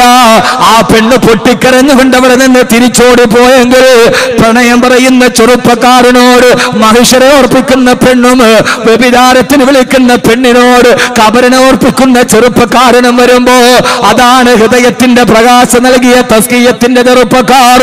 അള്ളാഹു തൗഫീഖ് നൽകട്ടെ. അതുകൊണ്ട് ഇന്ന് കേൾക്കാനെത്തിയവരോട് ഒരേ ഒരു കാര്യം മാത്രം ഞാൻ പറഞ്ഞു പിരിയുകയാ. ഒരു ദുആയോട് നമ്മുടെ ഈ സദസ്സിലെ എത്രയെത്ര ദുആകൾ ഫലപ്രദമായിട്ടുണ്ട്. അതുകൊണ്ടാണ് ഈ 4ാം വാർഷികത്തിലും ഈ ഡ്യൂട്ടി ദിവസത്തിലും ഇങ്ങനെ ഒരു ജനാവലി ഇവിടെ വന്നത്. ഈ ദുആക്ക് വേണ്ടി അല്ലാഹുവേ സ്വീകരിക്കണേ അല്ലാഹ്. അതുകൊണ്ടാണ് ഖാത്തമുൽ അസ്മ റളിയല്ലാഹു അൻഹുവിനോട് ശഖീഖുൽ ബൽഖ് പറഞ്ഞു കൊടുത്തു. ഞാൻ പറഞ്ഞല്ലോ 30 വർഷം എന്റെ കൂട്ടുകാരന്റെ വീട്ടിൽ പോയിട്ട് കണ്ണടച്ച് നടന്ന ആളോ. മഹാനവറുകൾ പറയുന്നു ശഖീഖുൽ ബൽഖിയുടെ അടുക്കൽ നിന്ന് 30 വർഷം കൊണ്ട് ഞാൻ കുറെ പാഠങ്ങൾ പഠിച്ചു. അതിൽ കുറെ പാഠങ്ങളുണ്ട്. അത് കുറച്ചൊക്കെ ഞാൻ നാളെ പറയാം. അതിൽ ഒന്നാമത്തെ പാഠം മഹാനവറുകൾ പറയാ, എല്ലാ കാമുകിമാരെ സ്നേഹിക്കുന്നവരാണ്, എല്ലാവരും സ്നേഹിക്കുന്നവരാണെന്ന് മനസ്സിലായപ്പോ എന്നെ കാമുകിമാരും എന്നെ സ്നേഹിച്ചവരും അവരെല്ലാവരും എന്റെ കബറിന്റെ ചാരത്ത് വരെയുള്ളൂ. എന്റെ കാമുകിമാരാരും കള്ളിക്കാട്ടിലേക്ക് വരില്ലെന്നുറപ്പായപ്പോ ഞാനും ഒന്ന് പ്രണയിക്കാൻ തീരുമാനിച്ചു. പ്രണയത്തിന്റെ കാലമേ, കൗമാരത്തിന്റെ കാലമേ, നിങ്ങളോട് നിങ്ങളുടെ സംവിധാനത്തിന്റെ സന്ദേശം വെച്ച് പറയാ. മഹാനായ ഖാത്തമുൽ അസ്മ പറഞ്ഞ് ഞാനും പ്രണയിക്കാൻ തീരുമാനിച്ചു. കാരണം എല്ലാ കാമുകിമാര് കബർ വരെയുള്ളൂ. കേരളത്തിൽ തന്നെ നാട്ടുകലയുടെ നടന വിസ്മയം കൊണ്ട് അത്ഭുതം തീർത്ത മനുഷ്യനായിരുന്നു ചാലക്കുടിക്കാരൻ കലാഭവൻ മണി. അദ്ദേഹത്തിന്റെ മരണത്തെ കുറിച്ചുള്ള വിവാദങ്ങൾ തീർന്നിട്ടില്ല. പക്ഷേ സഹോദരങ്ങളെ, ചാലക്കുടി സ്റ്റാൻഡിൽ ഓട്ടോറിക്ഷക്കാരിൽ നിന്ന് ആളുകളെ കയ്യിലെടുത്ത വാക്കുവിലാസത്തിന്റെ മഹാപ്രതിഭയിലേക്ക് കടന്ന ചാലക്കുടിക്കാരൻ മണി കലാഭവൻ മണി അന്തരിച്ചു. അദ്ദേഹത്തിന്റെ മൃതദേഹം കാണാൻ ആയിരക്കണക്കിന് സാധാരണക്കാര് ചാലക്കുടിയിലേക്ക് വന്നു. അവിടുത്തെ ഗവൺമെന്റ് മെഡിക്കൽ കോളേജിൽ നിന്ന് പോസ്റ്റ്മോർട്ടം കഴിഞ്ഞ് ജനാവലി നടന്നു പോവുകയാണ് ചാലക്കുടി പുഴയുടെ മണിതീരത്തിലേക്ക്. 10,000-കണക്കിന് ആളുകൾ ചാനലുകളിൽ ലൈവായി പ്രതീക്ഷിച്ചുണ്ട്. ചാനലുകൾ മുഴുവൻ ലൈവായി ക്യാമറ വെക്കുന്നുണ്ട്. ഞാൻ ഈ വാളിന്റെ സദസ്സിന് സമാപനത്തിൽ പറയുന്നതെന്നറിയോ, ആധുനിക അപ്ഡേറ്റുകൾ പറയുമ്പോഴാണ് ഹൃദയത്തിലിറങ്ങുക. അദ്ദേഹത്തിന് വേണ്ടി നടന്നുപോയ 10,000-കണക്കിന് ആളുകൾ, തീരെ കമ്മ്യൂണിസ്റ്റ് എന്ന് പറഞ്ഞ് വിപ്ലവത്തിന്റെ കൈമുടക്കത്തിന്റെ അഭിവാദ്യം മുടക്കിയവർ ആയിരക്കണക്കിന് ആളുകൾ കൂടെയുണ്ട്. തങ്ങളുടെ ഹൃദയത്തിൽ തങ്ങളെ സ്നേഹിച്ച ആളുകൾ അദ്ദേഹത്തിന്റെ മൃതദേഹം കൊണ്ടുപോകുമ്പോ കാണാൻ മലയാള സിനിമയിലെ സെലിബ്രിറ്റികളെത്തി. ആ സെലിബ്രിറ്റികളുടെ കൂടെ നിന്ന് സെൽഫി എടുക്കാൻ പാടുപെട്ടപ്പോ തങ്ങളെ സ്നേഹിച്ച മണിയുടെ മൃതദേഹം ഊർന്ന് റോഡിൽ വീണത് തറയിൽ വീണുപോയി. അവസാനം ആ മനുഷ്യൻ ചിതയിലേക്ക് എരിഞ്ഞു പോകുമ്പോ വിറക് കൊള്ളിയുടെ ചിതയിലേക്ക് മണിയുടെ ഭസ്മത്തിന് ശരീരത്തിന് തീ കൊളുത്തു. ആ ചിതയുടെ ഉള്ളിൽ ആ മനുഷ്യന്റെ വാരിയെല്ല് പൊട്ടിത്തെറിക്കുമ്പോ, ആ ചിതയുടെ ഉള്ളിൽ ആ മനുഷ്യന്റെ തലച്ചോറ് പൊട്ടിത്തെറിക്കുമ്പോ അവിടെ വന്ന സെലിബ്രിറ്റികളുടെ കൂടെ സെൽഫി എടുക്കാനുള്ള ആഗ്രഹത്തിന്റെ ഇടയിൽ ആ ചിത എരിയുമ്പോഴും ആ പച്ച മനുഷ്യൻ തങ്ങളെ സ്നേഹിച്ച മനുഷ്യന്റെ ശരീരം ഇങ്ങനെ പൊട്ടിച്ചിതറിയിൽ ചിതറുമ്പോഴും ചിതയുടെ തീടിയുടെ അടുക്കൽ നിന്ന് സെൽഫി എടുക്കാൻ പത്രപ്പെടുന്ന കൂട്ടുകാരെ കണ്ടപ്പോ എന്റെ പ്രിയപ്പെട്ട സഹോദരാ, ആ മഹാനടനെ കൊന്നത് മദ്യപിടിച്ചു നിന്ന കൂട്ടുകാരാണോ അല്ലയോ അറിയില്ല. പക്ഷേ ഈ മരിക്കുന്ന നേരത്ത് സെൽഫി എടുക്കാൻ വേണ്ടി പോരടിച്ചവരാണ്. അദ്ദേഹത്തിന് വേണ്ടി ഫാൻസ് അസോസിയേഷൻ ഉണ്ടാക്കിയത്, അദ്ദേഹത്തിന് വേണ്ടി ബാനർ വലിച്ചു കെട്ടിയത്, അദ്ദേഹത്തിന് വേണ്ടി കീ വലിച്ചത്. ആ സ്നേഹമൊക്കെ താൽക്കാലികമായി മരിക്കുന്ന സമയത്ത് പോലെ ചിതയുടെ മുമ്പിൽ സെൽഫി എടുക്കാൻ പകർക്കുന്ന പ്രേമബാധനങ്ങളെ കണ്ടപ്പോ ആ സമയത്തും അയാൾക്ക് വേണ്ടി പൊട്ടിക്കരയാൻ അയാളുടെ ഭാര്യ മാത്രമേ ഉണ്ടായിരുന്നുള്ളൂ. അയാളെ നിർവ്യാജമായി സ്നേഹിച്ചവരും അത് മാത്രമേ ഉള്ളൂ. ചെറുപ്പക്കാരി, നീ ഒരു അസുഖം വന്നിട്ട് കിടക്കയിൽ കിടന്നാൽ, നിന്റെ മലവും മൂത്രവും വെളിയിലേക്ക് പോയാൽ അറപ്പില്ലാതെ വെറുപ്പില്ലാതെ അത് കൈകൊണ്ട് കോരി മാറ്റാൻ 2 ജന്മത്തിനെ കഴിയൂ. അത് പെൺജന്മമാണ്. ഒന്ന് നിന്റെ ഉമ്മ, ഒന്ന് നിന്റെ ഭാര്യ. നിന്റെ സഹോദരങ്ങൾ വരണമെന്നില്ല, നിന്റെ കൂട്ടുകാർക്ക് കഴിയില്ല. ആരോഗ്യം നഷ്ടപ്പെട്ട് കട്ടിലിൽ കിടന്നിട്ടും മലവും മൂത്രവും താഴെ വന്നാൽ അറപ്പില്ലാതെ വെറുപ്പില്ലാതെ അത് കൈകൊണ്ട് കോരിയെടുത്ത് കളയാൻ 2 ജന്മത്തിനെ കഴിയൂ. ഒന്ന് നമ്മുടെ ഉമ്മയാണ്, മറ്റൊന്ന് നമ്മുടെ ഭാര്യയാണ്. നിന്റെ കാമുകയുണ്ടാവില്ല, നിന്റെ കൂട്ടുകാർക്കത് കഴിയണമെന്നില്ല. അതിന് 2നും പകരം വെക്കാൻ മറ്റൊന്നില്ല. ജീവിതത്തിൽ പകരമില്ലാത്ത 2 ഓർമ്മകളേ ഉള്ളൂ. അത് നന്നായിട്ടറിയാമെന്ന് പ്രവാസികൾക്കും എനിക്കും അറിയാം. വർഷങ്ങൾ മാറി നിന്ന് അവസാനം വീട്ടിലേക്ക് പോയി, എയർപോർട്ടിൽ ഇറങ്ങി വീടിന്റെ വാതിലിൽ പോയി മുട്ടുമ്പോ ഓടി വന്നിട്ട് ശരീരത്തിലെ കഴുത്തിൽ കെട്ടിപ്പിടിച്ചിട്ട് മക്കള് കവളത്ത് വെച്ച് തരുന്നൊരു മുത്തം. ആ മുത്തം നിന്നിട്ട് വാപ്പാട്ട പോക്കറ്റിലേക്ക് ഇറങ്ങുന്ന കൊച്ചുകൈ മിഠായുണ്ടോ എന്നറിയാൻ. അതിനു പകരം വേറൊരു അനുഭവം വേറെയില്ല. വാതിലൊക്കെ കഴിഞ്ഞ് വീട്ടിലെത്തുമ്പോ മുഖം കാണുമ്പോ ഓടി വന്ന് കഴുത്തിൽ കെട്ടിപ്പിടിച്ചിട്ട് മുത്തം നിന്ന് ജുബ്ബയുടെ പോക്കറ്റിലേക്ക് മിഠായി തേടി പോകുന്ന കൊച്ചുകൈയുടെ ഒരു ചെറിയ സ്പർശനം, അതൊരു വല്ലാത്ത അനുഭൂതിയാണ്.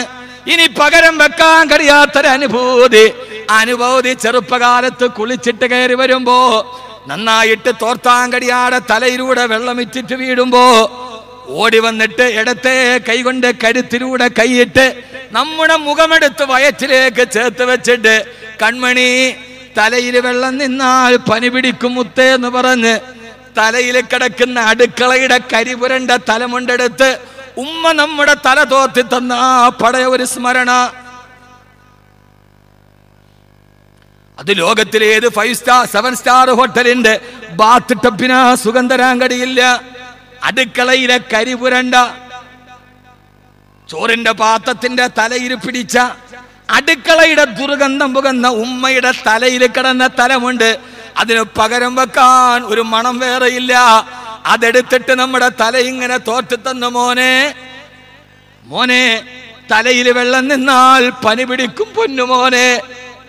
അത്താഴം കഴിക്കാതെ കിടന്നുറങ്ങുമ്പോ ഉറക്കത്തിൽ എഴുന്നേൽപ്പിച്ചിട്ട് അത്താഴം കഴിഞ്ഞില്ലെങ്കിൽ അരക്കാടയുടെ ഇറച്ചി കുടയുമെന്ന് പറഞ്ഞ് നിർബന്ധിച്ച് ഉറക്കത്തിൽ വാരിത്തന്ന ഉമ്മ.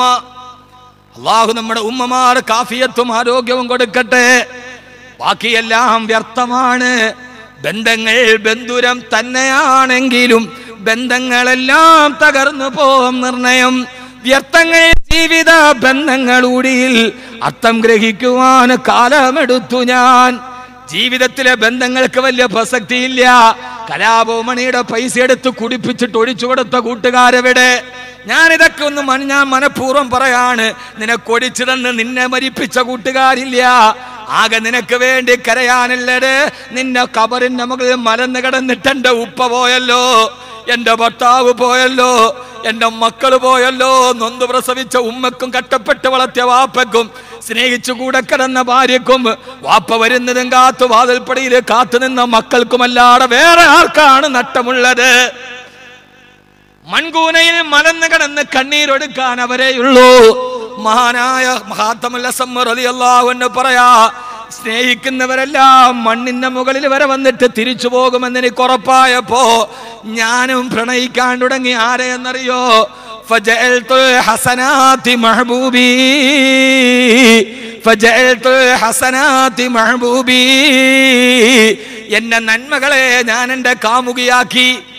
നന്മകൾ കബറിലും വരുമല്ലോ, നന്മകൾ പരലോകത്തും വരുമല്ലോ, നന്മകൾ മഹ്ശറയിലും വരുമല്ലോ. അതുകൊണ്ട് ഫജഅൽതുൽ ഹസനാതി മഹബൂബി, ഞാൻ നന്മകളെ കാമുകിയാക്കി. ആ നന്മ എന്റെ കൂടെ എത്തി. അതുകൊണ്ടാണ് മഹാനായ ചെറുശ്ശേരി ഉസ്താദ് സൈനുൽ ഉലമ വിട പറഞ്ഞു പോയിട്ടും ഇന്നും 10,000 ആളുകൾ അദ്ദേഹത്തിന് വേണ്ടി ദുആ ചെയ്യുന്നത്. ചെറുശ്ശേരി ഉസ്താദ് വഫാത്തായി. വിവരമറിഞ്ഞ് ഞാൻ പാഞ്ഞു ചെന്നു. ഒരീച്ച പോലും കടക്കാൻ കഴിയില്ല. എന്നെ കണ്ടപ്പോ വോളണ്ടിയേഴ്സ് സ്ഥലമൊരുക്കി തന്നു. 6 അടി മണ്ണിലേക്ക് ബഹുമാനപ്പെട്ട സയ്യിദ് ജിഫ്രി മുത്തുക്കോയ തങ്ങളുടെ നേതൃത്വത്തിൽ അവസാനത്തെ മയ്യത്ത് നിസ്കാരത്തിന് പങ്കെടുത്ത് ദാറുൽ ഹുദയുടെ തിരുമുറ്റത്തേക്ക് ഖബറിലേക്ക് ഇറക്കി വെക്കുമ്പോ ഞാൻ കണ്ടു ദാറുൽ ഹുദയുടെ ജനാല ചില്ലകൾ തുറന്നിട്ടിട്ട് ആ ജനാലയുടെ ഇടയിലൂടെ തങ്ങളുടെ ആത്മീയ പിതാവ് മണ്ണിന്റെ അടിയിലേക്ക് പോകുമ്പോ പൊട്ടിക്കരയുന്ന ദാറുൽ ഹുദയിലെ ചെറുശ്ശേരി ഉസ്താദിന്റെ പ്രിയപ്പെട്ട പൊന്നുമക്കൾ ഉമറുൽ ഫാറൂഖ് ഹുദവിയുടെ ഇരിക്കുന്നുണ്ട്. ചെറുശ്ശേരി ഉസ്താദിനെ പറഞ്ഞാൽ കണ്ണ് നിറയും. കാരണം ചെറുശ്ശേരി ഉസ്താദ് വളർത്തിക്കൊണ്ടുവന്ന മക്കളാണത്. ദാറുൽ ഹുദയുടെ ജനാലയിൽ പിടിച്ചിട്ട് പൊട്ടിക്കരയുന്ന മക്കൾ. ഞാൻ മരിച്ചാൽ എനിക്ക് വേണ്ടി 3 മക്കളെ കരയാനുള്ളൂ. ചെറുശ്ശേരി ഉസ്താദിന് വേണ്ടി കരഞ്ഞത് 3000-ലധികം മക്കളാണ്. ഇതാണ് ഫജഅൽതുൽ ഹസനാതി മഹബൂബി. എന്തൊരു ഭാഗ്യമാണ്. മഹല്ലിയുടെ ദർസ് എടുക്കുമ്പോഴാണ് ഹൃദയ പ്രഷറിലോയാകുന്നത്. അവിടെ നിന്നൊരു ഫത്വ കൊടുത്തു, ദർസ് എടുത്തൊരു ഫത്വയും കൊടുത്തു. നേരെ ഹോസ്പിറ്റലിലേക്ക് പോയി, മിംസിലേക്ക്. ആ മിംസ് ഹോസ്പിറ്റലിൽ പോയി അബോധാവസ്ഥയിലായി. അബോധാവസ്ഥയിലേക്ക് കിടക്കുമ്പോൾ കണ്ണേ അടഞ്ഞിട്ടുള്ളൂ, കൽബടഞ്ഞിട്ടില്ല. ശബ്ദമില്ലാതെ നിശബ്ദമായി കയ്യിലെ തസ്ബീഹ് മാലയുടെ മുത്തുമണി മറിച്ചിരുന്നു ചെറുശ്ശേരി ഉസ്താദ്. ഇതാ ഞാൻ പറഞ്ഞത്, കണ്ണിന് കാഴ്ച പോയാൽ കുഴപ്പമില്ല, ഹൃദയത്തിന് അനക്കമുണ്ടാവണം. മിണ്ടിയിട്ടില്ല. ആ സമയത്തും ഐസുവിൽ കിടക്കുമ്പോ കൽബ് കൊണ്ട് ദിക്ർ പറഞ്ഞിട്ടുണ്ട്. കാരണം അവരുടെ കൽബിന് പ്രകാശമുള്ള സൂഫികളാണവർ. അവസാനം 40 ദിവസത്തോളം അങ്ങനത്തെ കിടപ്പ് കിടന്നു. അവസാനം ഇവിടെ നിന്ന് വിട പറയുമ്പോ ലാ ഇലാഹ ഇല്ലല്ലാഹ് മുഹമ്മദ് റസൂലുള്ളാഹ്. ചെറുശ്ശേരി ഉസ്താദിന് റബ്ബ് കൊടുത്ത ഏറ്റവും വലിയ തൗഫീഖ്. ഏതാണ്ട് 40 ദിവസത്തോളം ഖൽവത്തിലാണ്. ദുനിയാവിന്റെ സംസാരമില്ല, സാധാരണക്കാരുമായിട്ട് ഇടപെടകിയിട്ടില്ല. മരിക്കുന്നതിന് തൊട്ടു മുമ്പ് ഒരു 10-40 ദിവസം ദുനിയാവിന്റെ ഒരു ലഫ്ള് പോലും പറയാതെ ദിക്റിൽ മാത്രം കടന്ന് ലോകത്തുള്ള ആലിമീങ്ങളും ഔലിയാക്കളും മരണപ്പെട്ടതുപോലെ മാനവറുകൾക്ക് വിട പറയാൻ അവസരം ഒരുക്കി കൊടുത്തതാണ് റബ്ബ്. അല്ലാതെ വെറുതെ അല്ല. അവിടെ ഐസുവിൽ കിടത്തിയിട്ട് ദുനിയാവിന്റെ ഒരു കാഴ്ച കണ്ടിട്ടില്ല, ഒരാളിനോട് സംസാരിച്ചിട്ടില്ല. ആ മഹാനവറിൽ കൈമാറിയ സമസ്ത കേരള ജംഇയ്യത്തുൽ ഉലമയുടെ പ്രകാശത്തിലാണ് നമ്മൾ നിലനിന്നത്. ഫജഅൽതുൽ ഹസനാതി മഹബൂബി. എന്റെ നന്മകളെ ഞാൻ കാമുകയാക്കി. അല്ലാഹു നമുക്ക് തൗഫീഖ് നൽകട്ടെ.